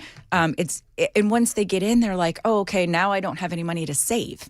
They can't save anything. No wonder they can't buy a house until they're in their 40s. So, you know, we've got to do something about that. That's a nationwide problem, but you can, right here in Middle Tennessee, it's biting. Well, the frustrating thing, and I spoke to Matthew Hurt about this, and I realized from a political standpoint, memories are really short, but good Lord, look at the 4 years we had under Joe Biden and how bad affordability was then. And so now it's like, it takes a long time to turn this ship around. And Trump hasn't even been in office for a year. Right. And look at the direct correlation, too. We know that the Biden administration flooded migrants into this country, flooded them. Refugees, immigrants, illegal immigrants, Afghan refugees, all of it. And that is the time that the housing market was going bananas. So, you know, clearly we can put two and two together and say, oh, it's not that hard. Yeah, it's not that hard. Stop migration and a lot of other good things will happen for American citizens. So do you think, I think I read something about Ilhan Omar, they're trying to look at that marriage too. Is it accepted that she married her brother? It's documented. It's documented, yes, right. yeah, Okay. no, absolutely. Yeah. And, you know, I don't think anybody is accusing her of, like, having a romantic relationship with her brother. No. The point was, it was immigration fraud. It was trying to get... And that's emblematic of what's going on in do you call Minnesota Little Somalia? It's a culture problem. Yeah. It really is. And the Somalian culture is incompatible with American Western culture. So I'll go into more detail about this next hour, but the truth is, you know, we're only hitting the tip of the iceberg when it comes to what is happening in Minnesota. And it's a lesson for all of us everywhere else. There are Tennessee connections. There's a man who was arrested in Memphis for immigration fraud who ended up, of course, in Minnesota because just as Governor Tim Walz said, it is attractive to criminals. So, there's a lot more to this story, and I think it's beyond just the money, which is outrageous. Mm-hmm. It's also a culture problem that we have. Vols versus Vandy. How'd you like that game? I know you're into college football, and so not really. I mean, I'm more now than I ever was before. Okay. I'm usually an NFL person. I grew up in Massachusetts. Titans suck. Let's go to the phones. Yeah. Yeah, that's not great. But the game was so good, and we did watch Vols. What is it Cam Ward said? Oh, we ass. That's what Cam Ward said. Oh. He said that weeks ago, and it's still true, unfortunately. But since you brought it up, Diego Pavia for Heisman, I don't care what people say. He had the least talent in the SEC to play around, and the man balled out, set school records. I don't care about his lawsuit. I find it hilarious that his brother got arrested for a second time for public intox. Yeah, did you hear that? Yeah, I did. So it was like right after the game, too. Pavia's brother gets arrested for being drunk and being obnoxious. Yeah. I mean, his brother's being obnoxious. The whole family apparently is obnoxious in the stands. I think it's his younger brother, Javier. And so I find it amusing as an older brother. If I were to watch my younger brother get hauled off by Knox PD because I just balled out in Neyland Stadium, I'm going to be like, well, we'll deal with that later. Still the funniest moment, in my opinion, and Vols fans remember this, is when Jalen Hurts' mom got arrested at the Florida game. Yeah, Jalen Hurts' mom got arrested for what? When he was the running back for the Vols, she was publicly intoxicated at one of the games against Florida, and they had to remove her. And when they went to remove her, she said, "Don't you know that I'm the running back's mom?" And this was right before social media was like, listen, wildfire. It was still greatest arrest moment at a college football game. It was drilled into me a long time ago. Not that I ever would, but don't ever say, "Do you know who I am?" Don't ever say that. That man. ends it right there. If I ever get pulled over, that's the last thing I'm ever going to say. Mm-hmm. Do you know who I am? It never ends well. With my luck, it'd be like a liberal cop. And they'd like drum up the charges. Totally kidding to my police friend. Just got the Marconi in the front seat. A mess. Just strapped into the seatbelt. You know what I mean? Totally kidding. All right, very good. Let's see here. Age of Disclosure. Have you seen it? No. Okay, you've got to watch it. Yeah, that's what it sounds like. The big cover-up, the government cover-up of UFOs and UAPs and all that. All right, very good. Stranger Things? Okay, my whole family loves it. I can take it or leave it. I'm just not that into it. Who are you? I know. And I'm usually like the pop culture person in the family. I pay attention to all that stuff. You talk about pop culture stuff, and I got all excited because you were coming in. I'm like, ooh, I can talk to EJ about pop culture stuff. Yeah, here's what happens with these series. They start out amazing. Everybody watches first 2 seasons, and it's just remarkable, right? Game of Thrones, great example. So good. And then something happens. It's almost like these writers don't know how to end it. And so go look back at Friends and Seinfeld and some of the most iconic television series of our day, of our generation, right? Mm-hmm. You get to a point where it's like, okay, it's so formulaic. They sputtered at the end. Right. Seinfeld, and absolute example of sputtering at the end. Don't know how to end it. But I'm telling you, and I will. Okay, so at the end of Stranger Things, I want you to pull your family. Oh, I'm going to watch it. And well, you know, we'll watch it. The thing that I like, though, have you watched the first? First? Yeah. It features a radio station. It does. How cool is that? I don't know, Sam, if you've seen it, but Stranger Things actually features a radio station, which I'm very. Do you know what I've done? They already have T-shirts for sale. Tell me. I ordered a T-shirt. I knew it. It's supposed to be here. Did you hear what she just said? Of course you did. I said I knew it. I saw the T-shirt before I knew it was in the episode. Are all the episodes out? No, not yet. My wife and I are waiting for a weekend to be complete vegetables on the couch. So my T-shirt is supposed to be here like Tuesday or Wednesday. So I'm going to wear it. I can't. I ordered it the second I saw. Had a radio station in it. I thought I'm going to order. I know there's going to be T-shirts, and I ordered it like immediately. So I'll be wearing that on Tuesday or Wednesday. All right. But you're not going to be disappointed. EJ No, Haas. I don't think I will. And I'll tell you the one pop culture can't get enough of it show. And I usually, Mr. Producer Man, wait until all of the episodes are out because I too like to veg on the couch for an entire weekend. Take several episodes a day, Thursday, Friday, Saturday. But Landman I find myself waiting for Sunday. That is on my list. Oh, that is so on my good. list. Yeah, I've got to. So good. You know very what? clever. I need to retire at some point just so I can sit around and veg for the rest of my life watching all the TV shows that I have not been able to watch. Yeah, we tried to do Sopranos. We got through several seasons. We didn't watch it when it was on originally. Yeah. We were poor. We didn't have HBO, all the things that you needed to be able to watch Sopranos. And but then we watched it later. Didn't even make it to the end. No kidding. Yeah, Peaky Blinders didn't even make it to the Because end. they sputtered. Yeah, they sputter at the end, and I get to a point where I'm like, I don't want to waste my time. Okay. What's not going to happen between 9 and 12 today? No sputtering at No like sputtering. 11:45. I have a strong finish You have a planned. strong finish? I do. Okay, very good. What do you got coming up? So I'm going to have a very controversial take on a hot topic. Okay. And some listeners are probably not going to like it. I've been hearing from people all day. Yeah, it's the virtue signal people are not going to be happy with me. So Okay. I'll give you that teaser. Of course, we're going to talk about the 7th. However, I want to hit some things that haven't been drilled down everybody's throats, right? So we've all heard from all the big names. We've seen all the ads. We've seen all the mailers coming in and all of that kind of stuff. Right. So no typical sound bites. We're going to talk to some people who are on the ground who have a different take and a different reason to be paying attention. All right. EJ Austin for Chris is coming up next, 8:56. Nashville's Morning News on WTN. Dan Mandis here. Listen, if you need to replace your windows, but you've been putting it off, now is the time to call my friends at Window Nation. Take advantage of their end-of-year sale. It is going on right now, 50% off all window styles, and you could get 0% interest for 5 years. Now, I'm going to repeat that. 50% off all window styles, and they have a ton. And 0% interest financing for 5 years from my friends at Window Nation. I've got 4 Window Nation windows in my home. They've got an A+ rating from the Better Business Bureau and yours truly. So give them a call, Window Nation, 866-90-NATION, 866-90-NATION, windownation.com.